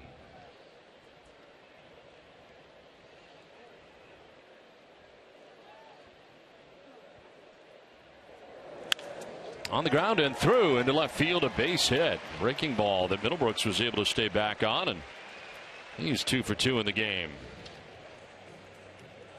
Ace Ticket, the official Red Sox ticket partner, has the best seats at the lowest prices to all the games at Fenway. All the 200% guarantee. Right now, Ace Ticket has special savings on all Red Sox games. Treat yourself or someone special. Visit Ace Ticket or call 1-800-MY-SEATS. That's 2 base hits today for Middlebrooks on breaking balls in this ball game, so he's 2 for 2. There's Jackie Bradley Jr. single to right field in the second inning.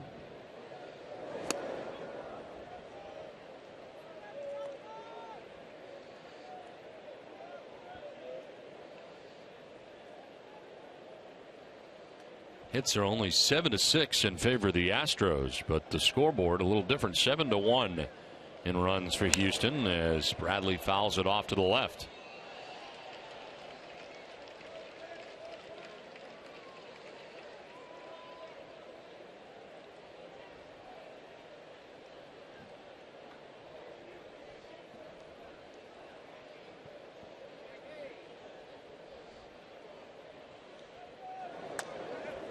Down and in, did he go? No, says Jim Joyce, third base umpire.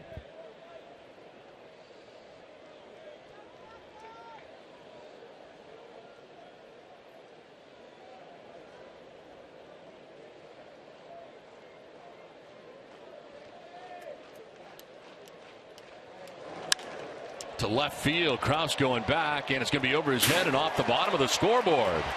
Middlebrooks heads for third. Throw goes to second base, and Bradley will hold on with a long single.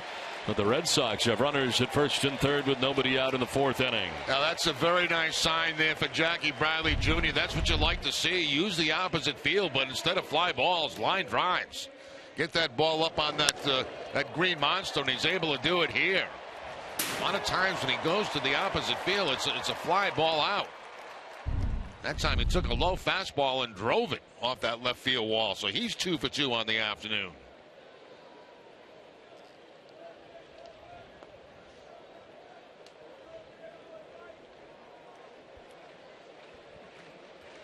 Here's Dan Butler, grounded into a fielder's choice in the second inning. 0 for 1. 0 for 8 in his major league career. Still looking for that first major league hit.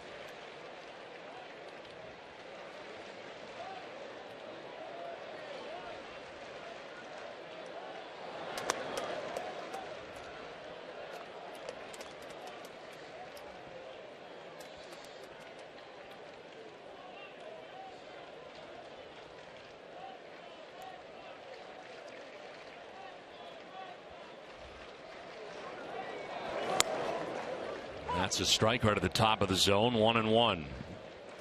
Sox culture for Dan Butler. Favorite food, authentic Mexican. Always wanted to visit Europe. Tim McGraw's favorite musician. Wasn't a baseball player, be a firefighter. 70th pitch of the outing for McHugh.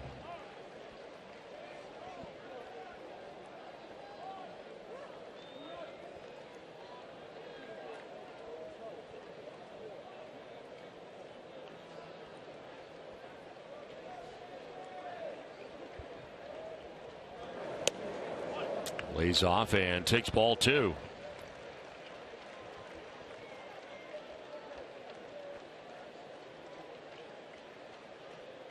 Red Sox do have the same amount of hits in the ball game as the Astros, 7.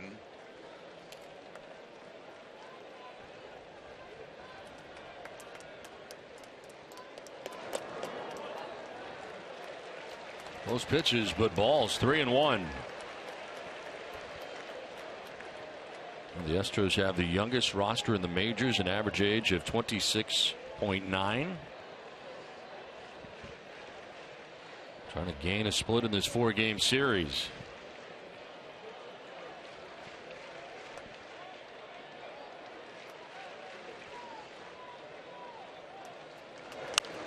Popped up.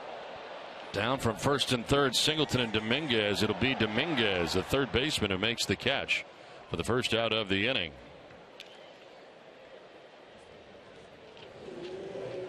Well, for Colin McHugh, we take a look at his pitching line. Brought to you by your Eastern Lexus dealers. 3 1/3, 7 hits, 1 run. So walked 2, struck out 3, gave up back-to-back hits to begin this, the bottom of the 4th inning. Trying to work around that as 1 down, and now has to deal with the top of the order, Brock Holt. Some limbering up going on in the pen. Fultonevich in the pen, maybe the first up. Saw him a little bit earlier in the series, a couple of games ago. Line foul into the seats.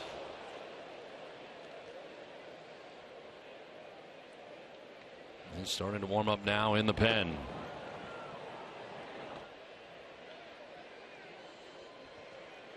Brock Holt today has singled to left and walked. He's been on twice and has scored the only Boston run of the day.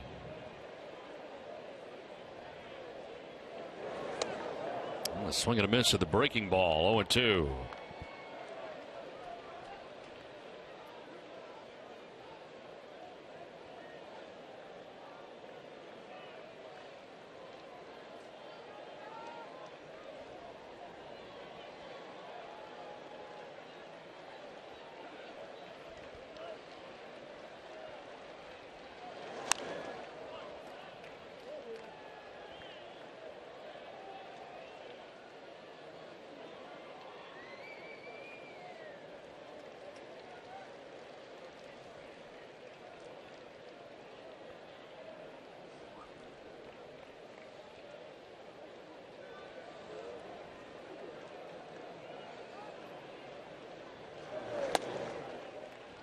For ball 1, 1-2.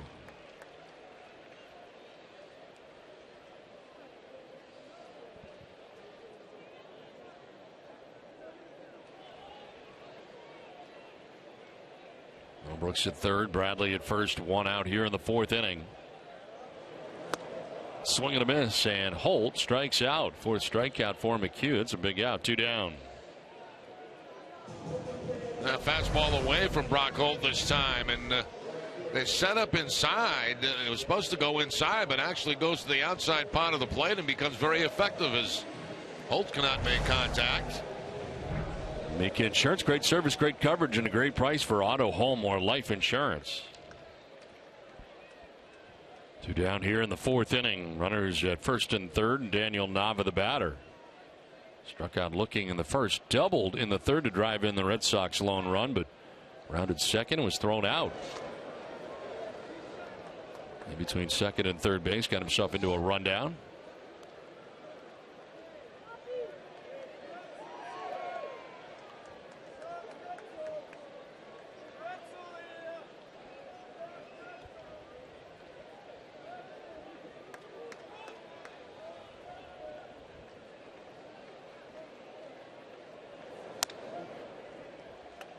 Two and 0.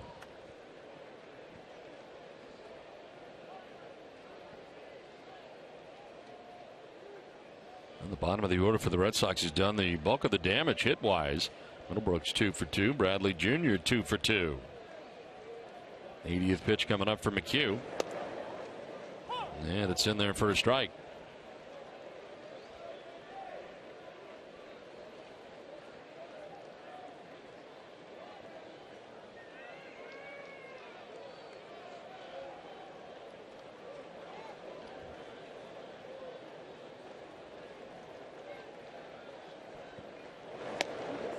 Strike two, 2-2. As McHugh able to battle back at down 2-0.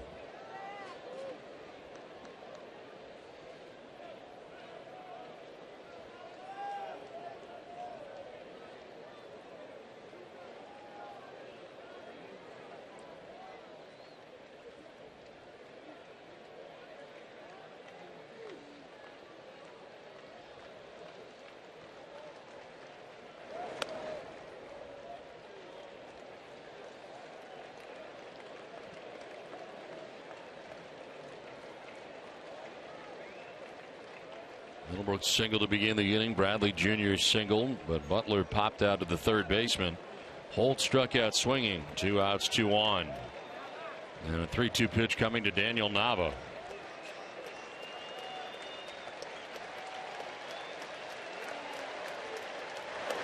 Nava fouls it off. Well, these aerial views of Boston and Fenway Park are brought to you by Hood, the official dairy of the Boston Red Sox. For every purchase of Hood Red Sox ice cream now through the end of the season, Hood will donate $1 to the Red Sox Foundation. Learn more at hood.com.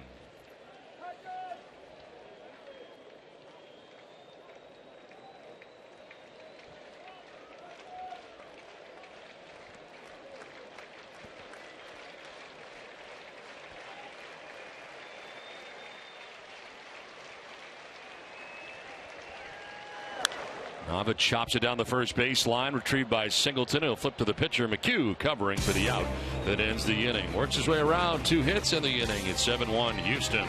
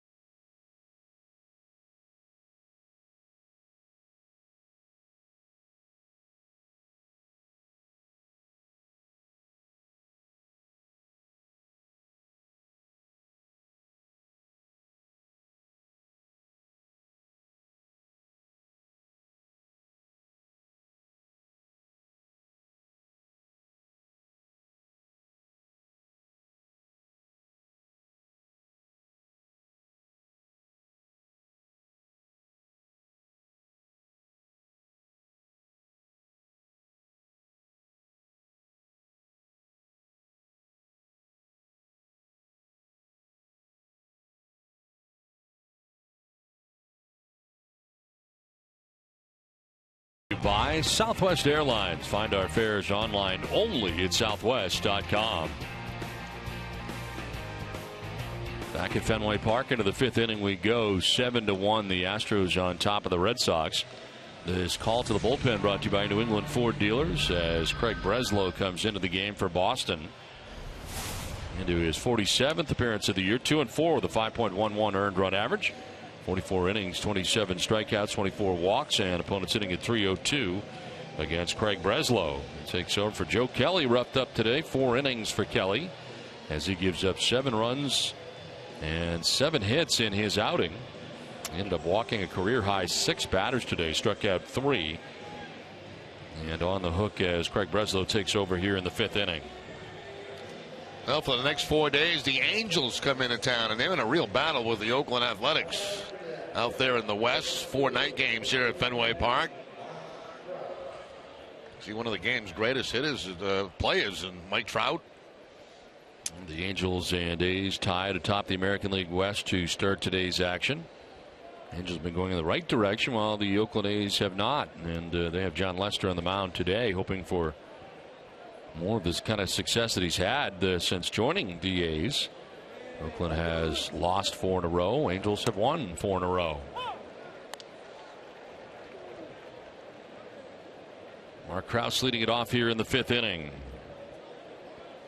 He's been on twice, a single to left field, a walk.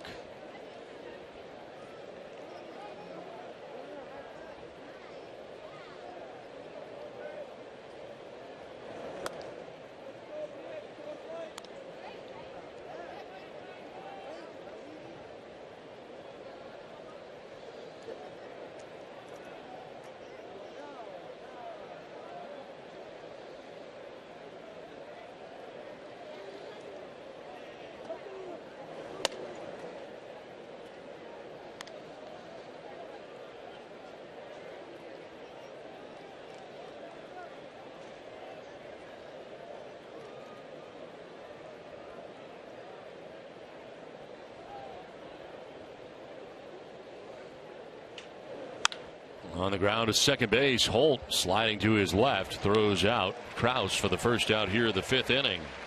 And this Toyota Game Break is brought to you by buyatoyota.com, Toyota's official website for deals. Here's Adam Pellerin.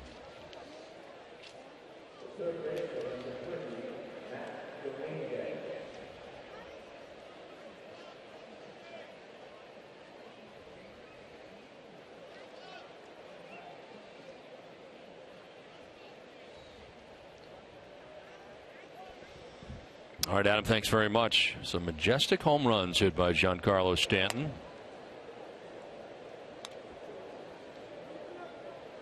How good he would look in a Red Sox uniform. I think there's a lot of teams around baseball that would be saying the same thing. That's Dominguez hit a sac fly and flied out to the warning track in center.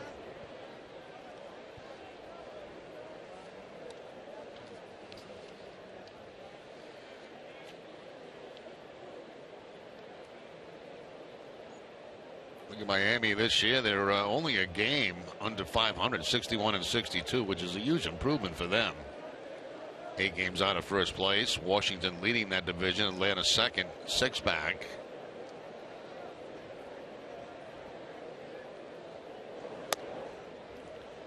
The team in that division that really has hit rock bottom, the Philadelphia Phillies. 54 and 69 heading into today's action. People were surprised they didn't make a lot of moves around the trade deadline. And from a seller's standpoint,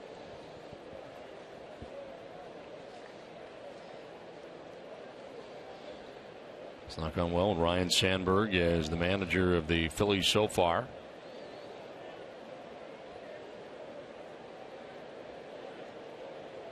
Probably not the way Jonathan Papelbon thought it would go when he signed there as a free agent. He's made a few comments since he's been there about the Philly organization, which have not been taken very well in Philly. 2-1 towards the end of the bat is popped up around the bag at second.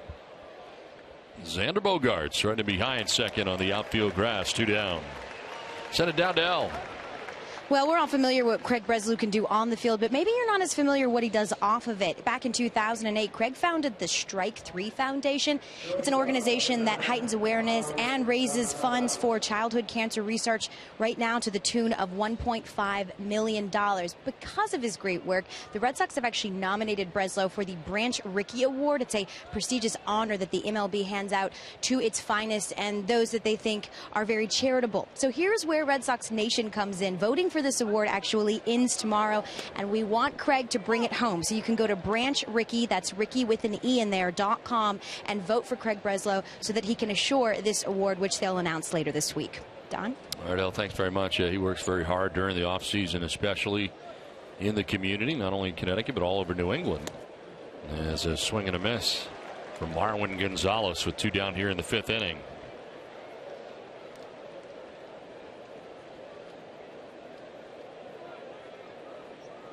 Gonzalez grounded out to short in the 2nd inning, grounded out to 3rd in the 3rd.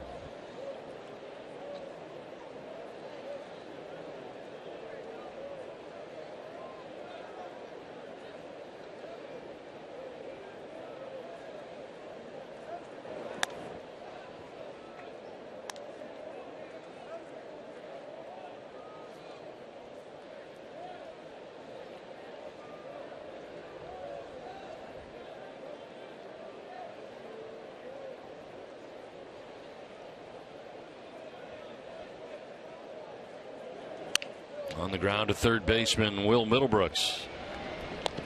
That will end the 5th inning. Breslow has a 1-2-3 5th. It's 7-1 Houston.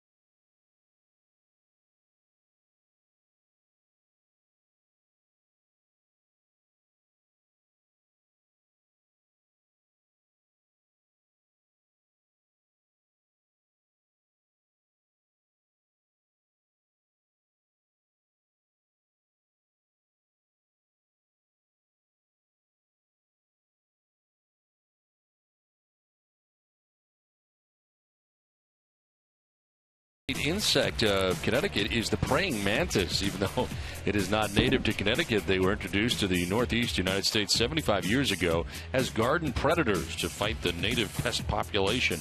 Twisted Tea Hard Iced Tea is the refreshing hard iced tea. Tastes like real iced tea, be a little twisted. As David Ortiz leads it off. Of course, we saw some of those nasty creatures in Kansas City a few years back. Yes, we did. Yes, they were all over the place. Yes. Trying to get into our booth. They're in the bullpen. They're everywhere. Ortiz pops it up. Left side, the shift on it's Matt Dominguez, the third baseman, settles underneath and makes the catch for the first out of the bottom of the 5th inning. As you may remember, this was in the bullpen, inside of the Kansas City bullpen. And this was just outside our booth. Horrifying. Bite your face off. I didn't realize they were that big. They're very big. Yeah, very scary. Drool coming out of their mouth. And look like they're from another planet.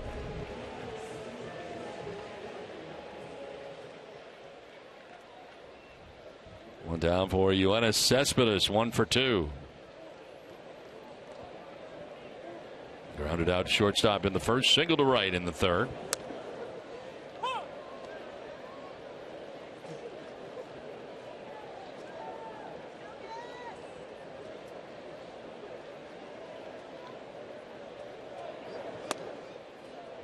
Strike two quick strikes.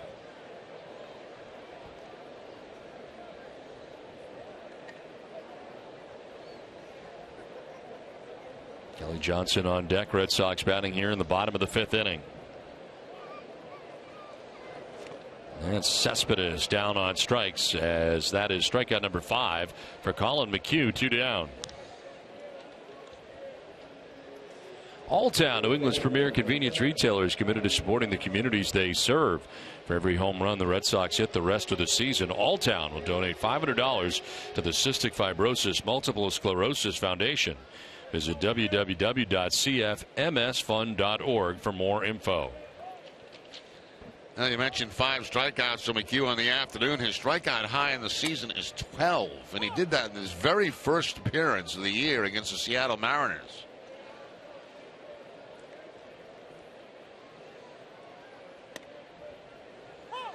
Strike 2 to Kelly Johnson, 0-2. Johnson has grounded out to second base and struck out swinging. Stephen Wright back up in the pen again.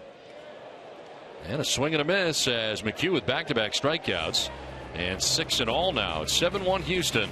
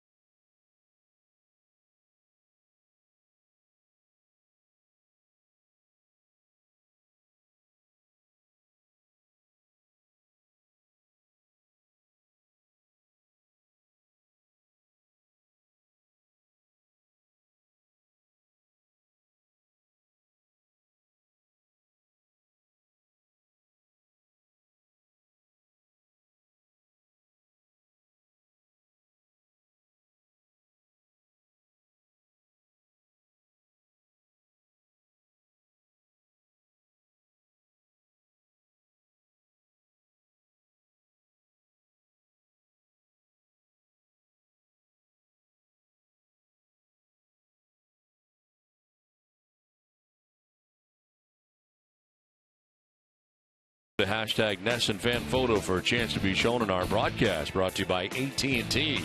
Today's fan photo was submitted by Ryan. Ryan and his friends came all the way from Nova Scotia for their first Red Sox game at Fenway. Well, some clouds making their way in from the left here at Fenway Park. Some ominous looking clouds. The pitcher for the Red Sox, Stephen Wright, into the game here for the 6th inning. Numbers with the Paw Sox, 13 games, 5-3 with a 2.76 earned run average, 60 strikeouts and 19 walks. An opponent sitting at 214 against Wright. Second stint with the Red Sox this season, did not appear in a game in his first stint. And called up August the 3rd, option back to Pawtucket after that game. Began the season on the DL, recovering from sports hernia surgery. Activated on June the 4th. A rehab start with AA Portland, and then on the Paw Sox before returning here to Boston. And his major league debut last year with Boston, going 2-0 with a 5.40 earned run average. And as we mentioned earlier, designated for assignment today was Corey Brown to make room for Wright. And then certainly the bullpen's gotten a lot of work lately. So good to have an extra arm out there, and right into the game here in the 6th inning with the Red Sox down 7-1. And those not familiar with Wright, he is a knuckleball pitcher. Came into the ball game with both himself, his glove, and also the oversized catcher's mitt to give to Dan Butler.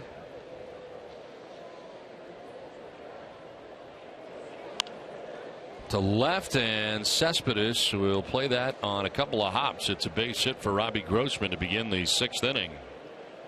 Sprays it the other way. His first hit of the game, second time he's been on. And a walk back in the 2nd inning, base hit. Now a little flare out to left field for the base hit.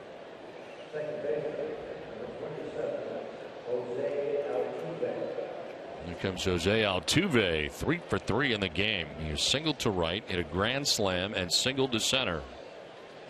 Majors leader in batting average at .339.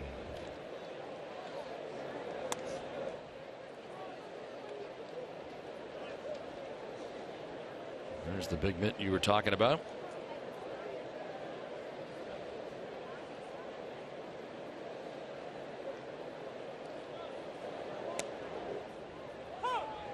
Altuve is vying to become the first player in franchise history for the Astros to win a batting title.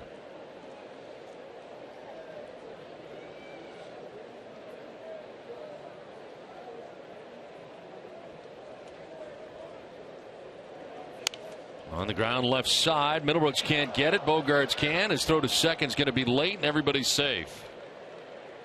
Grossman to second base. Altuve to first. Well, don't miss the $20 million Summer of Dreams at Foxwoods Resort Casino. Discover the hottest events and specials every day throughout the resort, all summer long. Visit foxwoods.com. Another hit for Jose Altuve. That's 4 in the game. Not a bad afternoon. 4 for 4 and 4 RBIs with that grand slam that he hit back in the second inning. Now Chris Carter 0 for 3.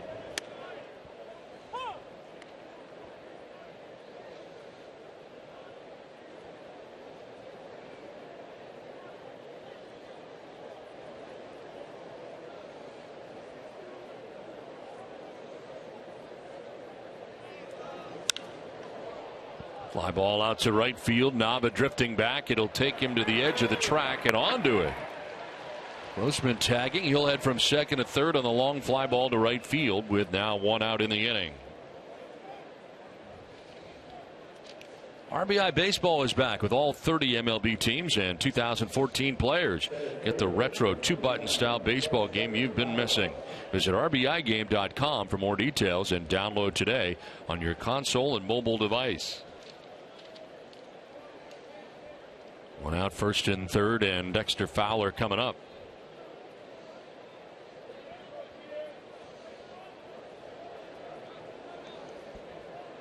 Fowler singled in the second inning, homered a solo shot in the third, where he walked in the fourth inning. All of that was against Joe Kelly. Joe Kelly today, 4 innings, 7 hits, 7 runs. He walked 6, struck out 3, and on the hook in his third start in a Red Sox uniform.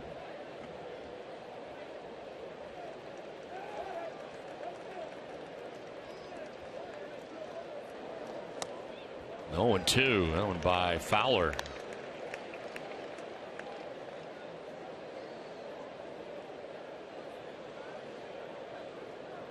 Knuckler at 78 miles an hour.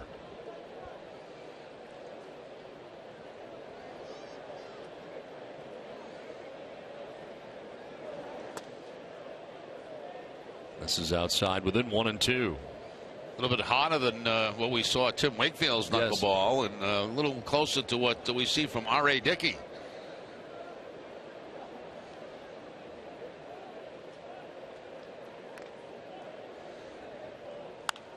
Line down the right field line, foul.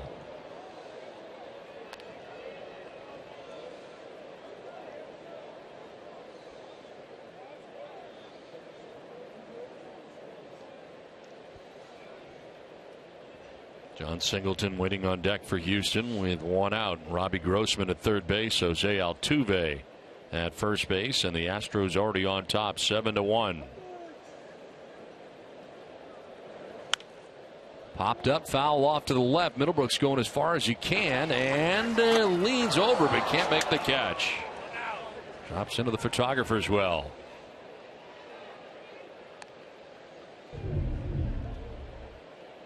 Well, checking out just how much room he's got, and then had to backpedal a couple of steps as it was a little bit deeper than he thought.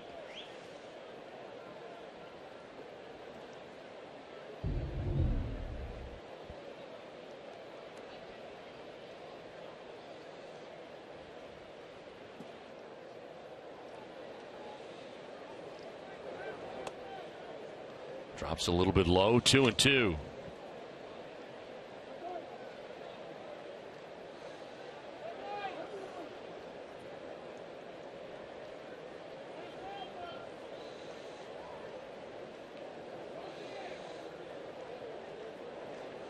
Swing and a miss, and right strikes out Fowler for the second out of the 6th inning. A big strikeout for Wright with a man at third base, leave him standing there, and now with 2 outs in the inning, will take his chances with Singleton. Bottom falling out of that knuckleball right there by Wright.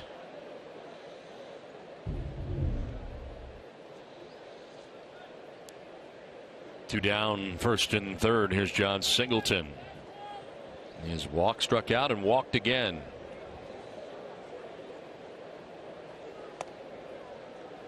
Strike called.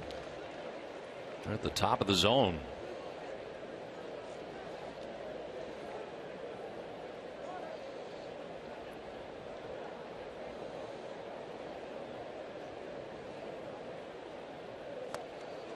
Swing and a miss. Some glances off Dan Butler. 0-2. This ball just sails, it looks like, up and away, and Butler can't get it in the pocket.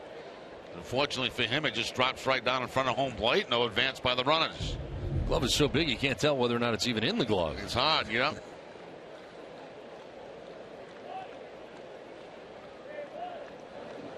Swing and a miss, and Wright gets out of a jam. Back-to-back strikeouts. We're through 5.5. 7-1 Houston.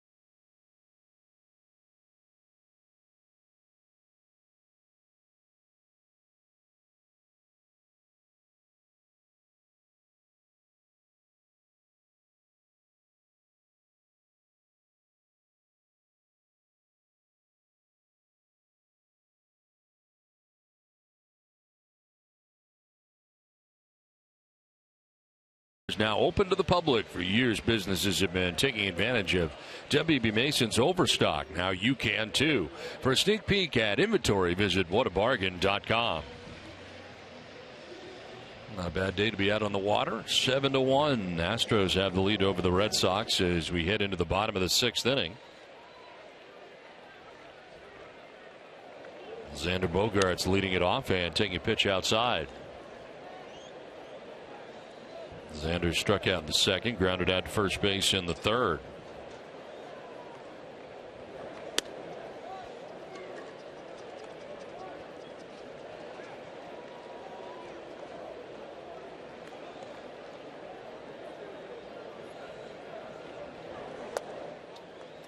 Six in a row retired by Colin McHugh.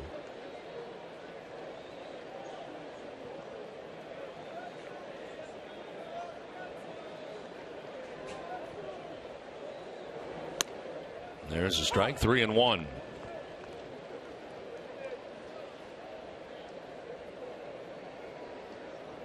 Well, Middlebrooks and Jackie Bradley Jr. anticipated here in the 6th. Ball 4. Bogaerts with a leadoff walk here to begin the 6th inning.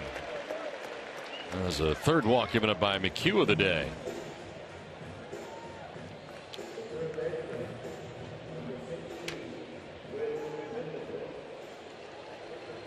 Runner on. Will Middlebrooks had a nice day today against McHugh. 2 for 2 with a single to center, a single to left.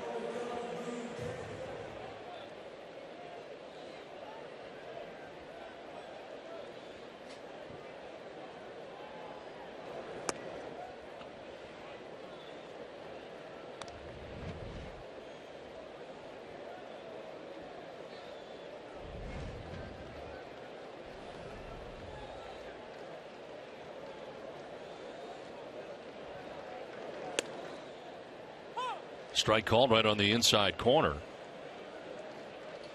McHugh about to throw his 100th pitch of his outing, with nobody out in the bottom of the 6th inning. Threw 93 pitches last time out in 6 innings.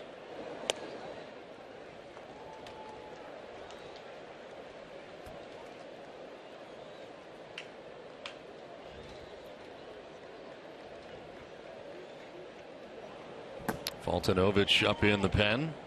Been up earlier, back up again as McHugh falling behind here to Middlebrooks, 3-1.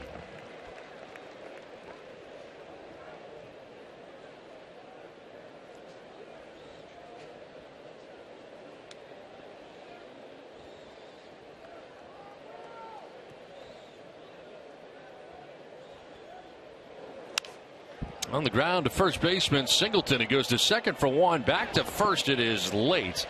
They do get the lead runner in Bogaerts. But over a little late too was the pitcher McHugh to cover. Yeah, tough play right there. The shortstop Gonzalez coming across and almost had to wait for the pitcher to get to first base. You'll see him tag the bag, get out of the way of Bogaerts sliding in.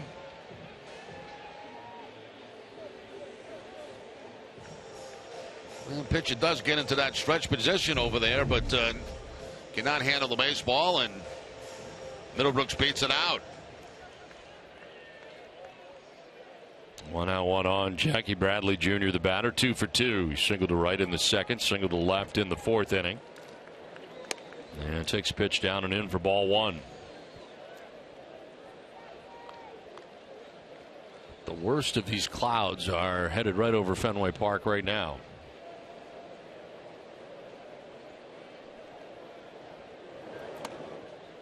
You worry too much, Don. You're not concerned about these clouds at all? Nope. Dropping any kind of precipitation that may delay the game? My feeling is that if this was inclement weather coming in, that the blimp would be heading for the blimp house. Blimp can't operate in the rain?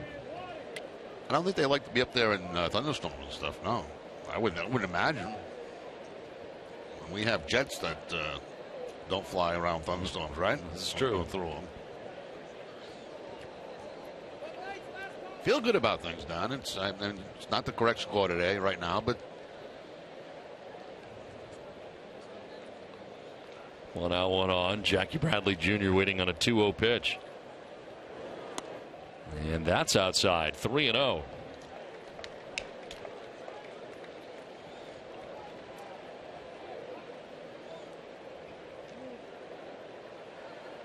Tony Sipp has joined Fultonovich in the pen. And Bradley's going to work a walk. So McHugh here running into trouble in the 6th inning with walks. 2 in the inning so far to the first 3 batters. First thing Bo Porter wants to see.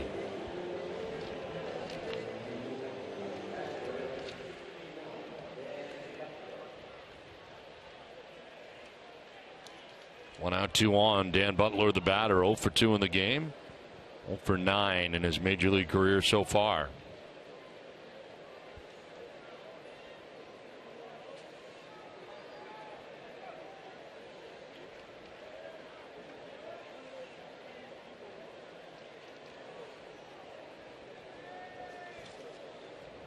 Brent Strom coming out here, the pitching coach for the Astros.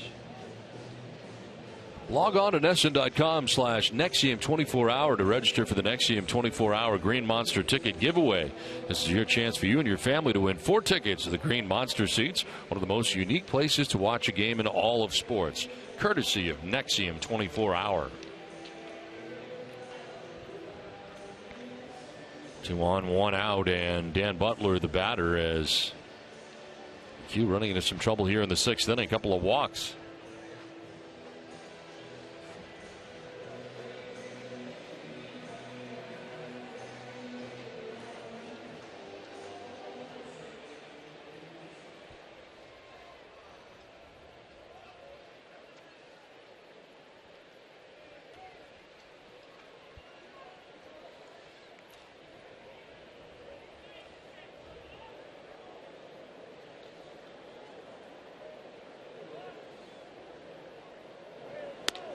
Outside for ball one.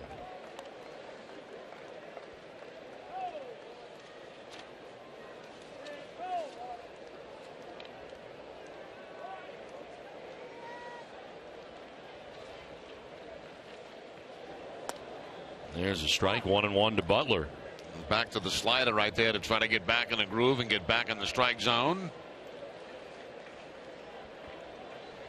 Dan Butler in 490 games in over 6 minor league seasons, a career .254 hitter in the minors. That's a ground ball to third base. Dominguez goes to second for one, on to first for two. Double play that ends the 6th inning as they go around the horn. The walks are not costly. 7-1 Houston.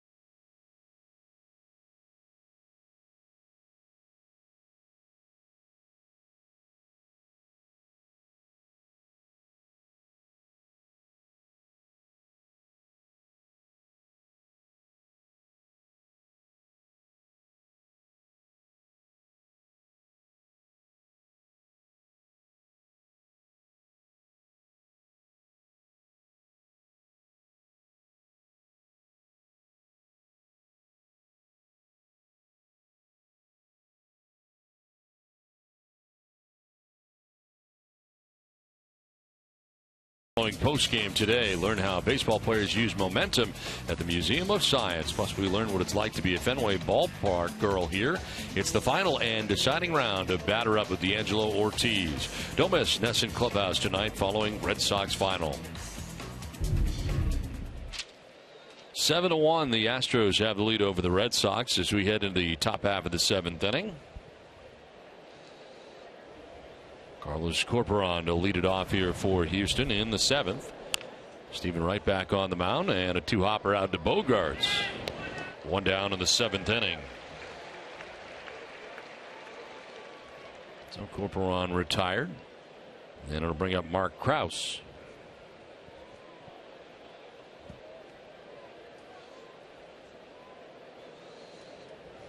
Krause has singled to left, walked, and grounded out to second base. A single in the 2nd inning drove in a run, part of a 6-run 2nd inning for the Astros. A grand slam by Altuve mixed in there.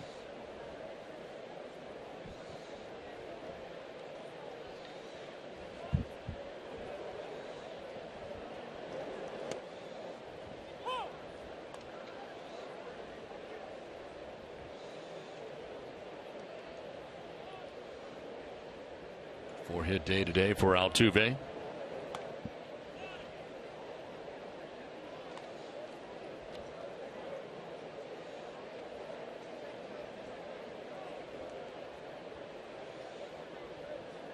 Stephen Wright, born in Torrance, California.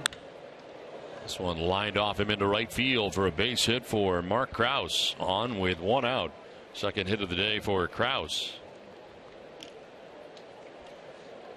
Arbella Insurance Foundation, the proud presenting sponsor of the WEI Nesson Jimmy Fund Radio Telethon, a season dedicated to striking out cancer in kids. Arbella donates $50 for every strikeout thrown by a Sox pitcher, up to $100,000. Arbella Insurance Foundation, here for the Jimmy Fund, here for good. Now 1 on, Matt Dominguez, the batter. And a strike call, and the Butler could not catch it on the fly. Wasn't quite sure where it was either after it dropped out of the glove.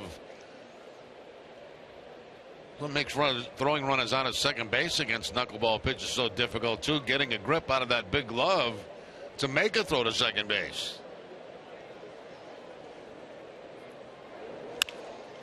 Back to the pitcher right. He fires to second for 1, on to first for 2. Double play. Nicely done. It started by Stephen Wright. 7-1 Astros.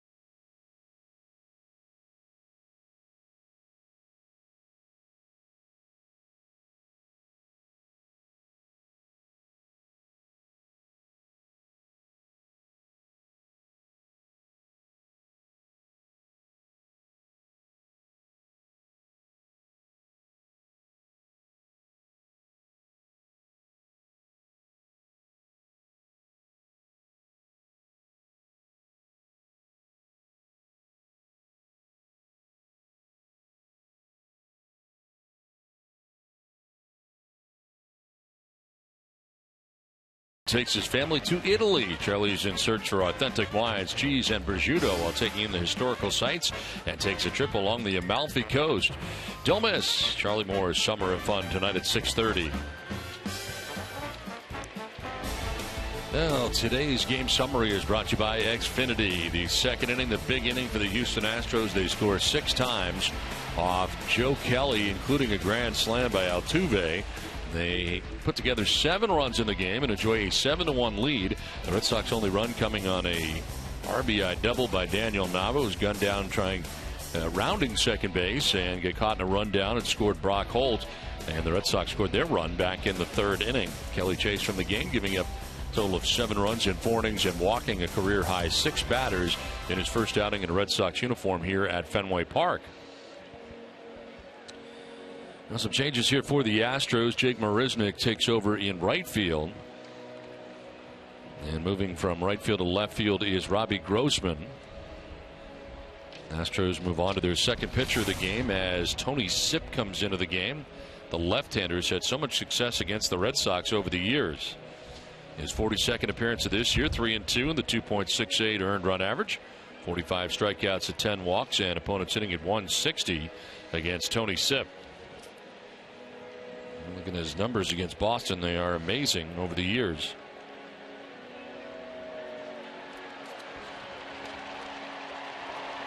These aerial views of Boston at Fenway Park are brought to you by Hood, the official dairy of the Boston Red Sox. Hurry purchase of Hood Red Sox ice cream now through the end of the year. It will donate $1 to the Red Sox Foundation. Learn more at hood.com.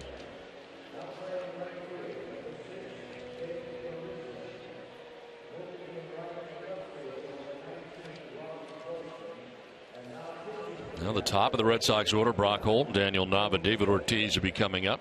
Colin McHugh in this game with the first 6 innings, allowing 7 hits but only 1 run.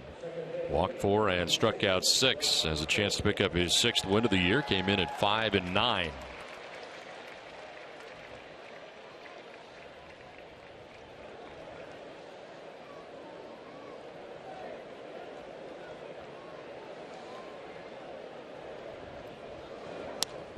Holt takes strike 1 over the inside corner.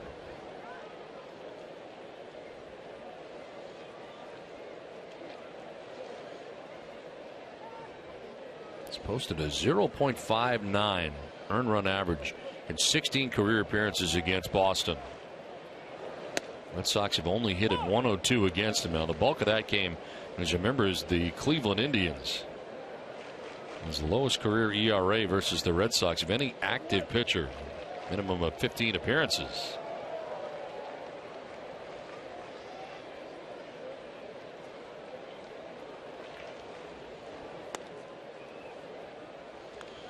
That's pretty much it right there for him, too. A fastball, good fastball, and a hard slider that is very effective against left-handed hitters.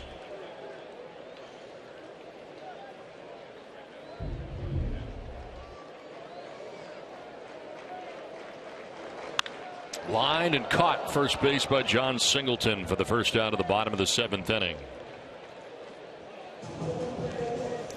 We'll take the family to the ballpark for one last hurrah with the end of summer family pack, brought to you by our friends at Boston Duck Tours and the shops at the Prudential Center.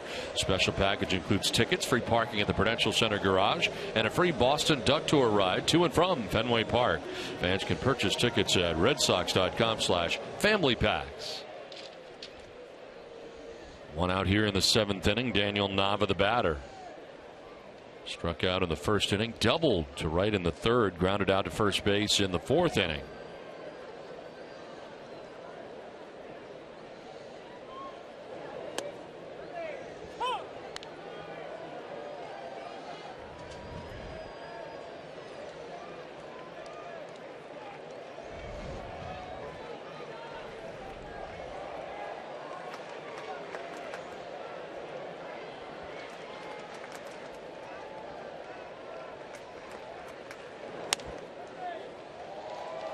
First time Nava has batted right-handed in this game. It's a left-hander, Tony Sipp, now in the game. Nava against left-handed pitching, hitting at just 143. 6-4, 42 the breakdown against lefties.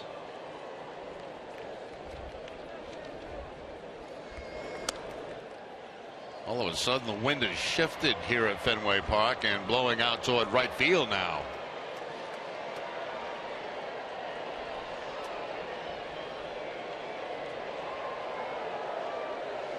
That thing starts to move around. Don't worry about it, Jerry. You worry too much. 2-1 pitch. There's a swing and a miss. Nava can't catch up to it. 2-2. You know when the wind shifts up here because all our papers go flying everywhere. Flying all over the booth. Let's battle down the hatchets. You got to put them down. You got to put your glasses there. You got to put phone on top of your scorecard because stuff starts flying. Yep. Last thing you want to do here in the 7th inning this late in the game is lose your entire scorecard. It goes out the window. Very difficult to recap the game if you don't have it in front of you.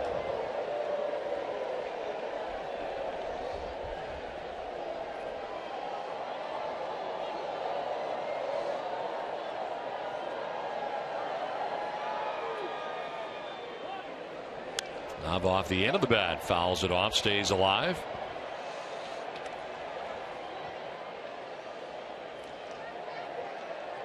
David Ortiz on deck. Red Sox batting here in the bottom of the 7th inning. First reliever out of the pen today for Houston.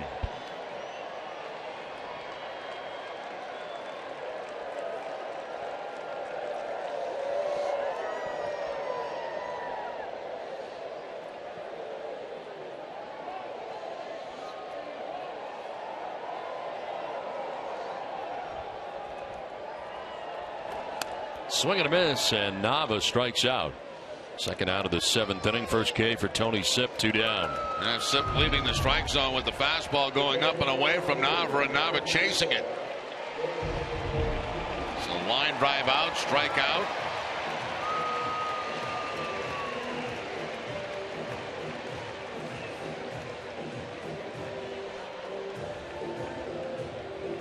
Two down in the inning for David Ortiz. He flied out to center field in the first inning, walked in the third, popped out to third base in the 5th.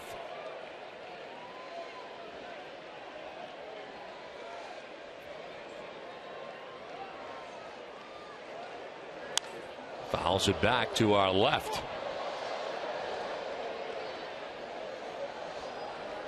Ortiz upset with himself there. Missed a pretty good fastball to hit.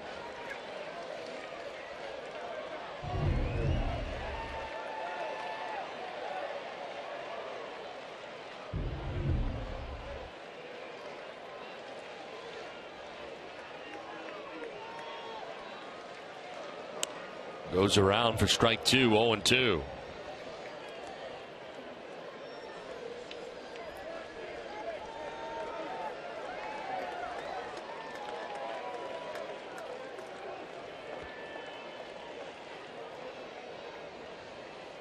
Torey Lovullo, the acting manager right now. John Farrell ejected from this game back in the 2nd inning. Shift on the right side for the Astros here. 0-2 pitch. Down low, 1-2.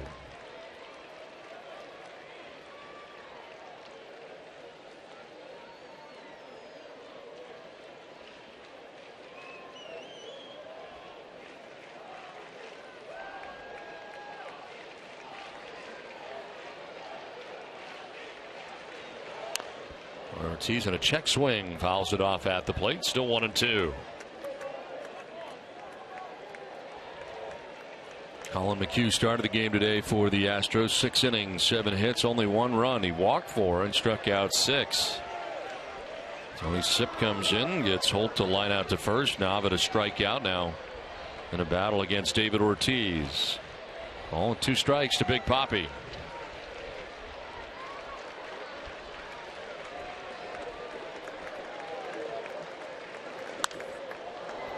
Popped up, foul ground again, and that'll find its way into the seats.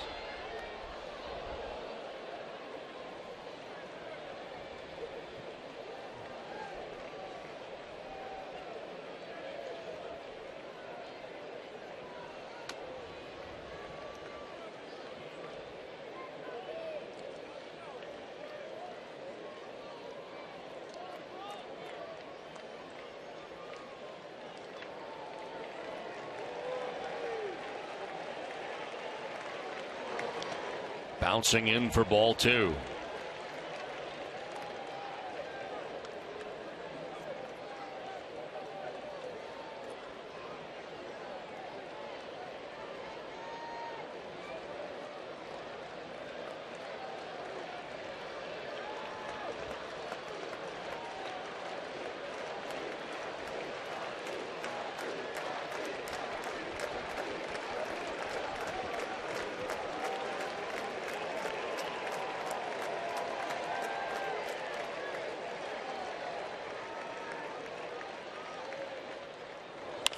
On the ground down the first baseline, foul. Do it again here. 2-2 with 2 down in the 7th inning. If you haven't heard, NESN has been celebrating 30 years in the business. Visit NESN.com/NESN30 to look back at the most memorable memories in the past 30 years on NESN.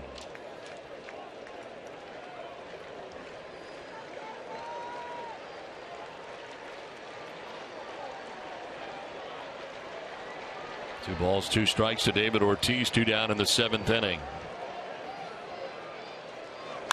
Ortiz hits a high fly ball to deep right. Marisnick has plenty of room out there, and he'll make the catch for the out that ends the 7th inning. We head to the 8th, 7-1 Houston.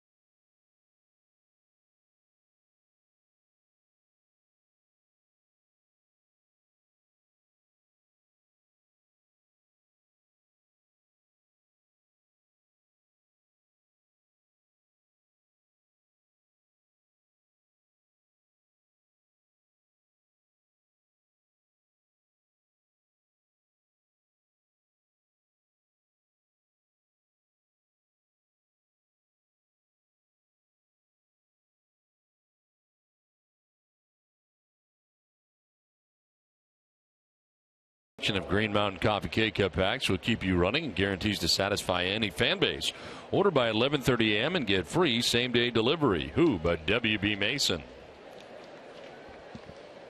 8th inning at Fenway, 7-1. The Astros have the lead over the Red Sox as Marwin Gonzalez leads it off here in the 8th. Stephen Wright out there for his 3rd inning of relief. Giving up 3 hits, no runs. He has struck out 2, hasn't walked anybody.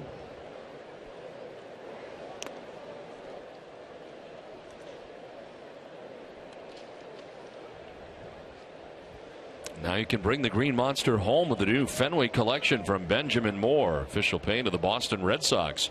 Visit monstereverywhere.com to find the store nearest to you. Strike picks up the outside corner.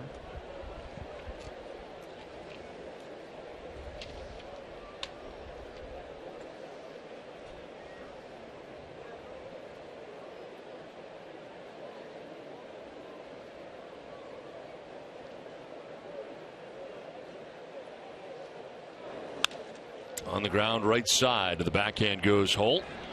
Gonzalez out number 1 of the 8th inning. A nice job by Breslow with his inning in this ball game, and now Wright doing a very nice job.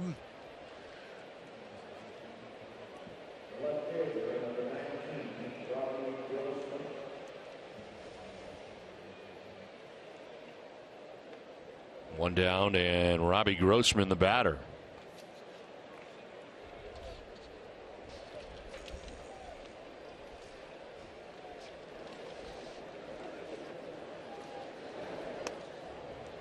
He takes strike 1. Struck out in the 1st inning, walked and scored in the 2nd, fouled out to the 3rd baseman in the 4th, and then singled to left field in the 6th inning. Ground ball softly hit right side. First baseman Kelly Johnson flips to Stephen Wright. Got the foot down just in time. And not thinking so was Grossman. He is still standing there waiting for his manager to come out and argue. Well, Porter kind of started out. He's telling Altuve to stay there until they get the call, and then Porter's going to find out. No, he's already found out. He's not going to challenge it. Now he tells Altuve to go to the plate. Nice lead here by Kelly Johnson. And right foot on there before the runner got there. So the correct call. That's the reason, no challenge. And there for strike one to Jose Altuve. Has 4 hits in the game, 3 singles and a grand slam.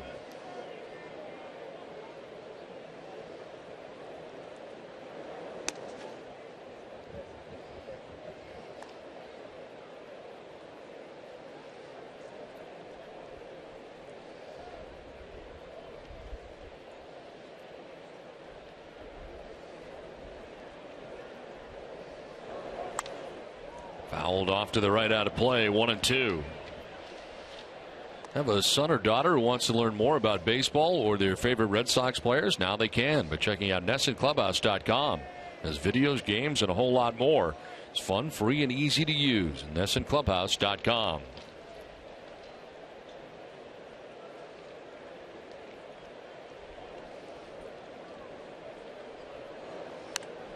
That one almost hit him, and he fouls it off.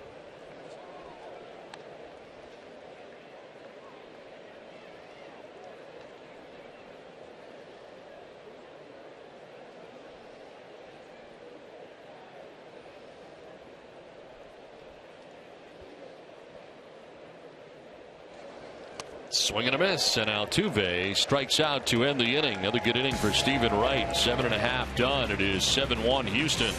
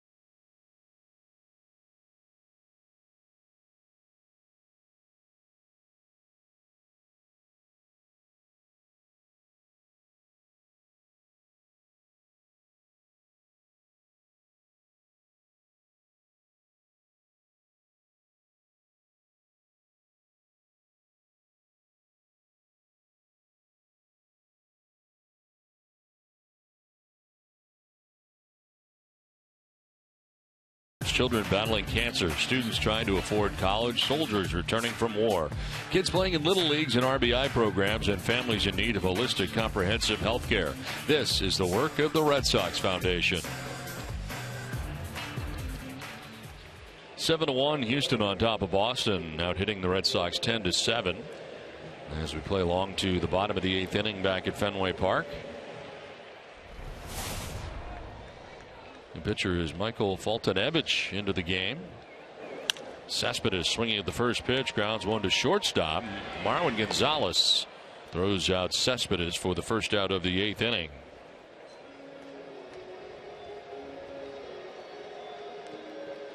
So Foltynewicz into the game here for Tony Sipp. 1 pitch and 1 out in the bottom of the 8th inning. Sipp had a 1-2-3 7th inning with a strikeout.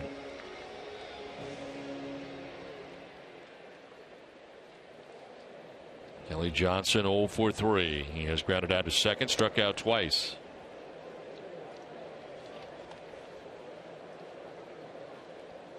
Got the start today at first base.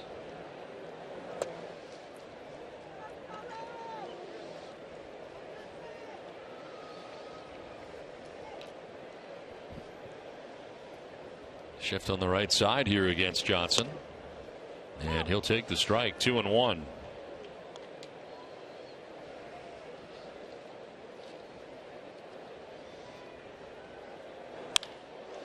To right and in for a base hit for Kelly Johnson. 1 out single here in the 8th. Alltown, New England's premier convenience retailer, is committed to supporting the communities they serve. For every home run the Red Sox hit the rest of the season, Alltown will donate $500 to the Cystic Fibrosis Multiple Sclerosis Foundation. Visit www.cfmsfund.org for more info. 1 out, 1 on. Xander Bogaerts. A swing and a miss for strike 1.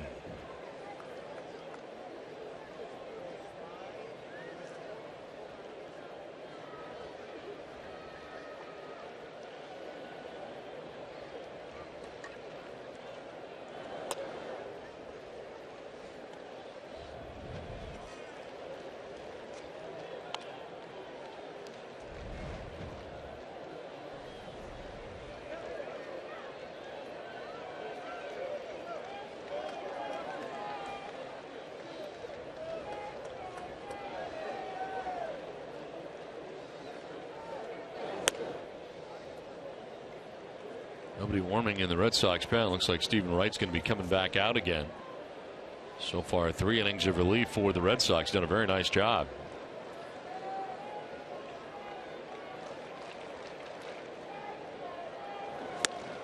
Bogaerts with a swing and a miss. 2-2. A little movement on that 95-mile-an-hour fastball that time.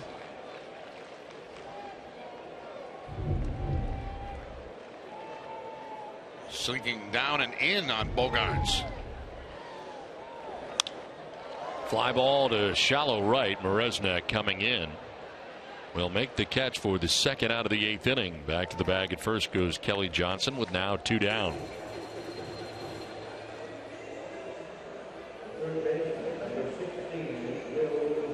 So 2 down. Will Middlebrooks singled in the 2nd inning, singled in the 4th, and then reached on a fielder's choice in the 6th inning.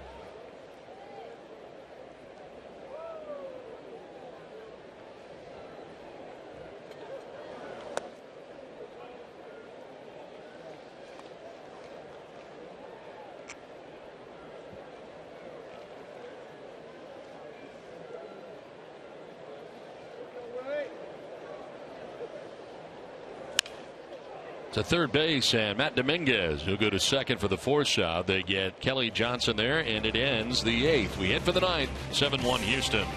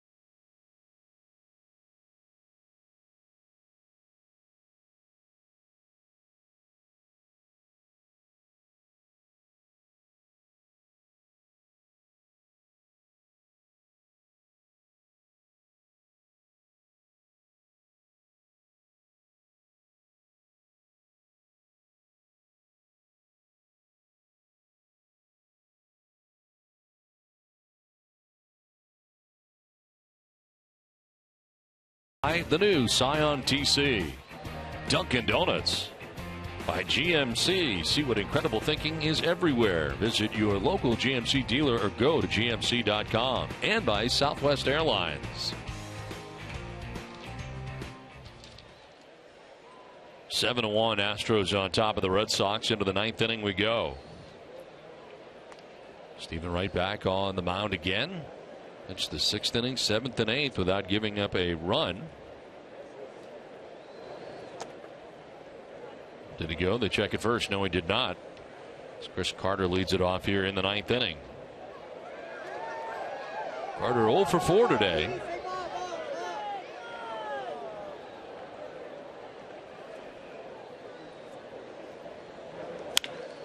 To third, Middlebrooks has got it. Carter's 0 for 5 on the afternoon. One down in the ninth inning. Wright moving a fastball in that time in the 2-0 count, getting the ground ball out. As Chad Qualls, a veteran right-hander, up in the pen now for the Astros.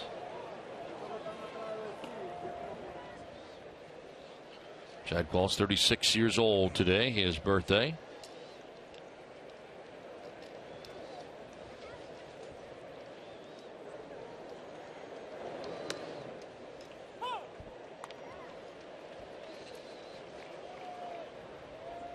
Dexter Fowler singled in the second, homered in the third, a solo shot.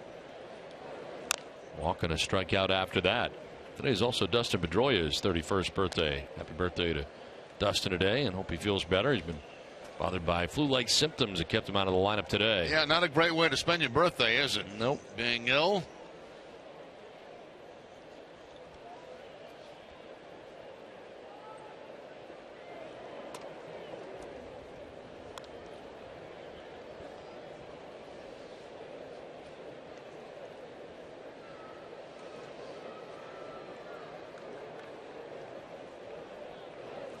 Swing and a miss, and striking out is Dexter Fowler.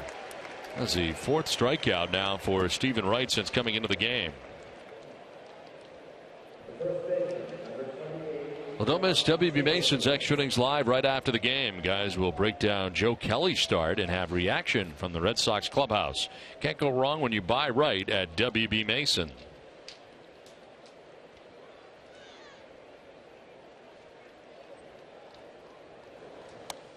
John Singleton with 2 down here in the ninth inning.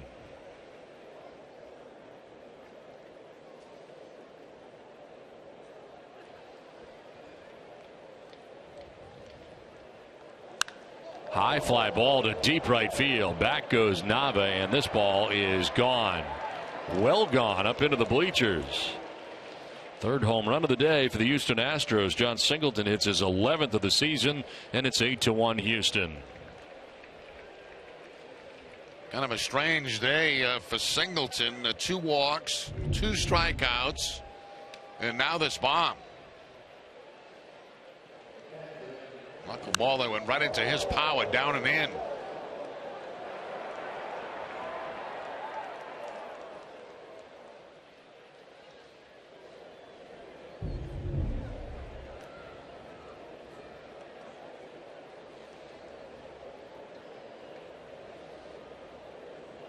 There's Carlos Corporan, who takes strike one.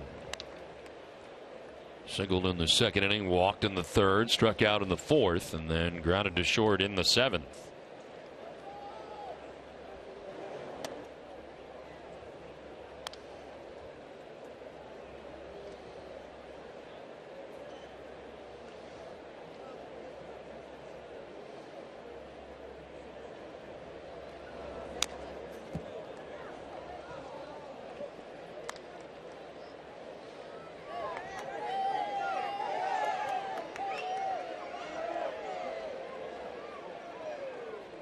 Jake Maresnik has not batted yet in this game. Took over defensively an inning ago in right. Waits on deck. Fouled off to the left.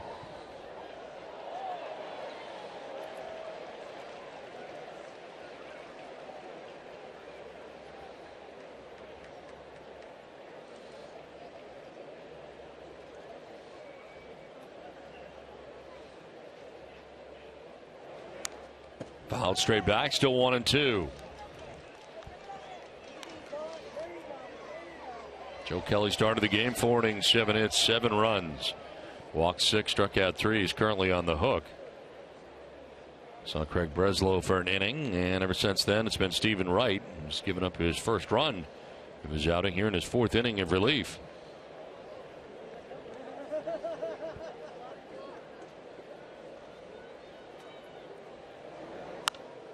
Popped up, foul ground.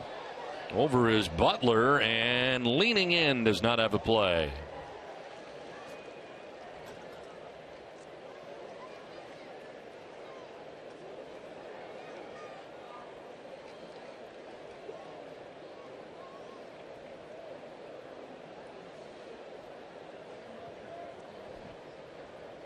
Gentleman with a nice shirt caught it, Jerry. Yeah, that's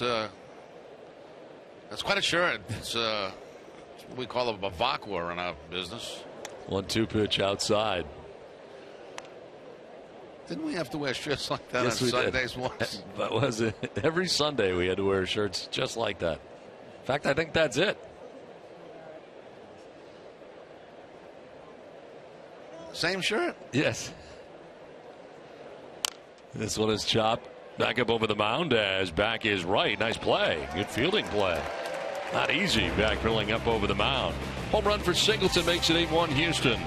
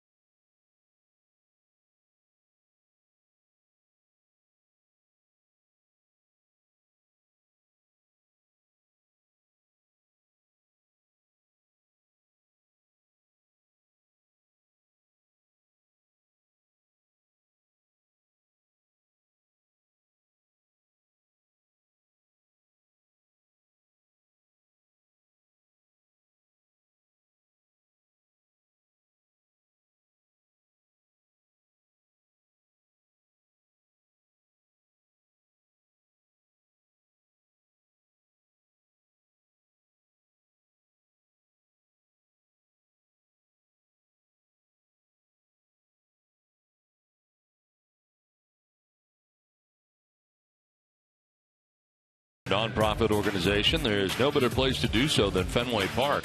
Contact our group sales department to learn about this summer's fundraising packages. Go to redsox.com/groups for more details. That's on to the bottom of the 9th inning with the Astros on top 8-1. Red Sox trailing by 7 runs. The pitcher on for the Astros, Chad Qualls, into the game now. His 47th appearance, 1-3 with a 3.29 earned run average. Obviously not a save situation, but a chance for him to get some work. 13 out of the last 16 in save opportunities. 37 strikeouts to 5 walks. Opponent's hitting at .274 against Qualls.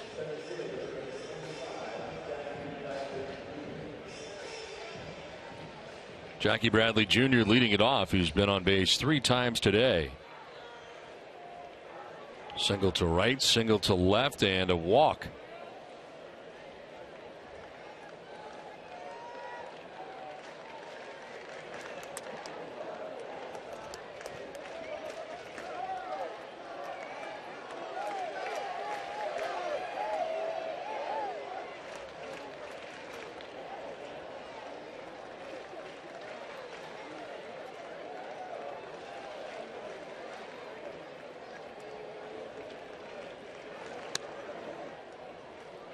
2-0 to Bradley. Dan Butler to follow, then Brock Holt. Red Sox here in the bottom of the ninth.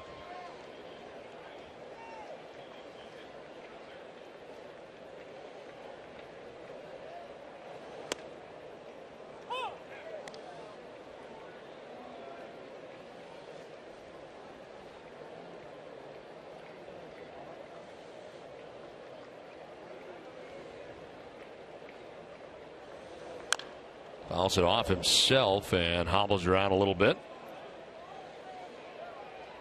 That's something that'll happen to Bradley quite a bit because of that slight uppercut swing that he has. It's on top of the baseball, and the result, he catches it off the foot, the ankle, the shin. That time the foot.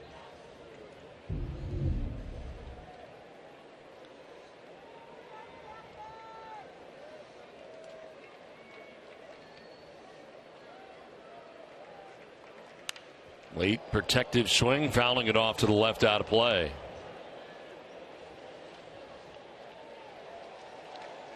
Chad Qualls, scoreless inning Wednesday against Minnesota. First time he's appeared in this series. He had been up earlier in the series a couple of different times, but finally gets into a game here in the final game of the series. To center field. Dexter Fowler going back. Makes the catch right in front of the warning track to retire Jackie Bradley Jr. One down in the ninth.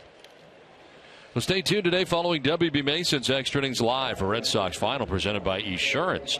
Send your questions to Adam Pellworn at #SoxFinal, and maybe yours will be answered on Red Sox Final presented by Esurance.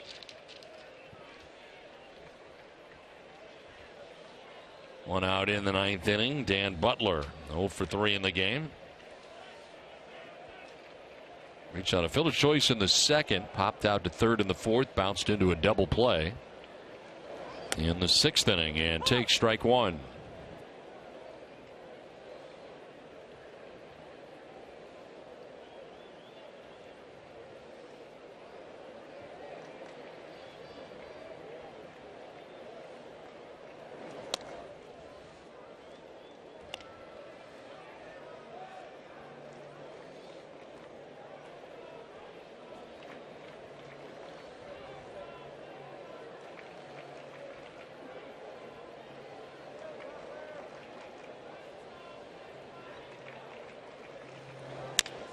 Chop towards third base. Dominguez waits for it to come down, then makes a good throw across. 2 down in the ninth.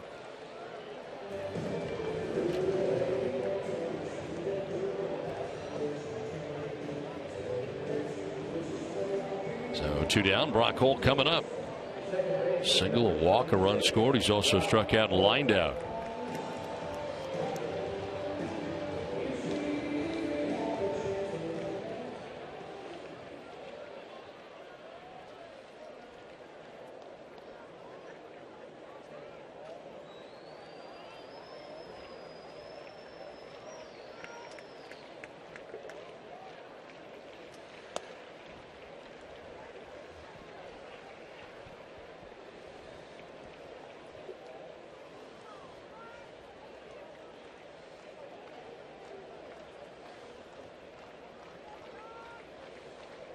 To Holt. A little bit low, 2-0.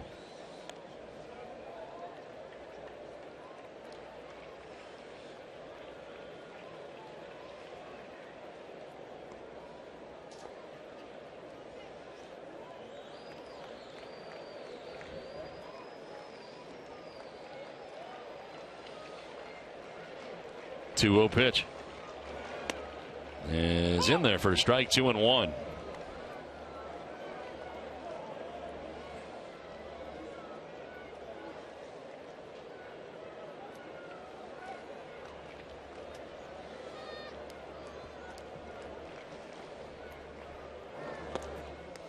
Ball 3, 3-1.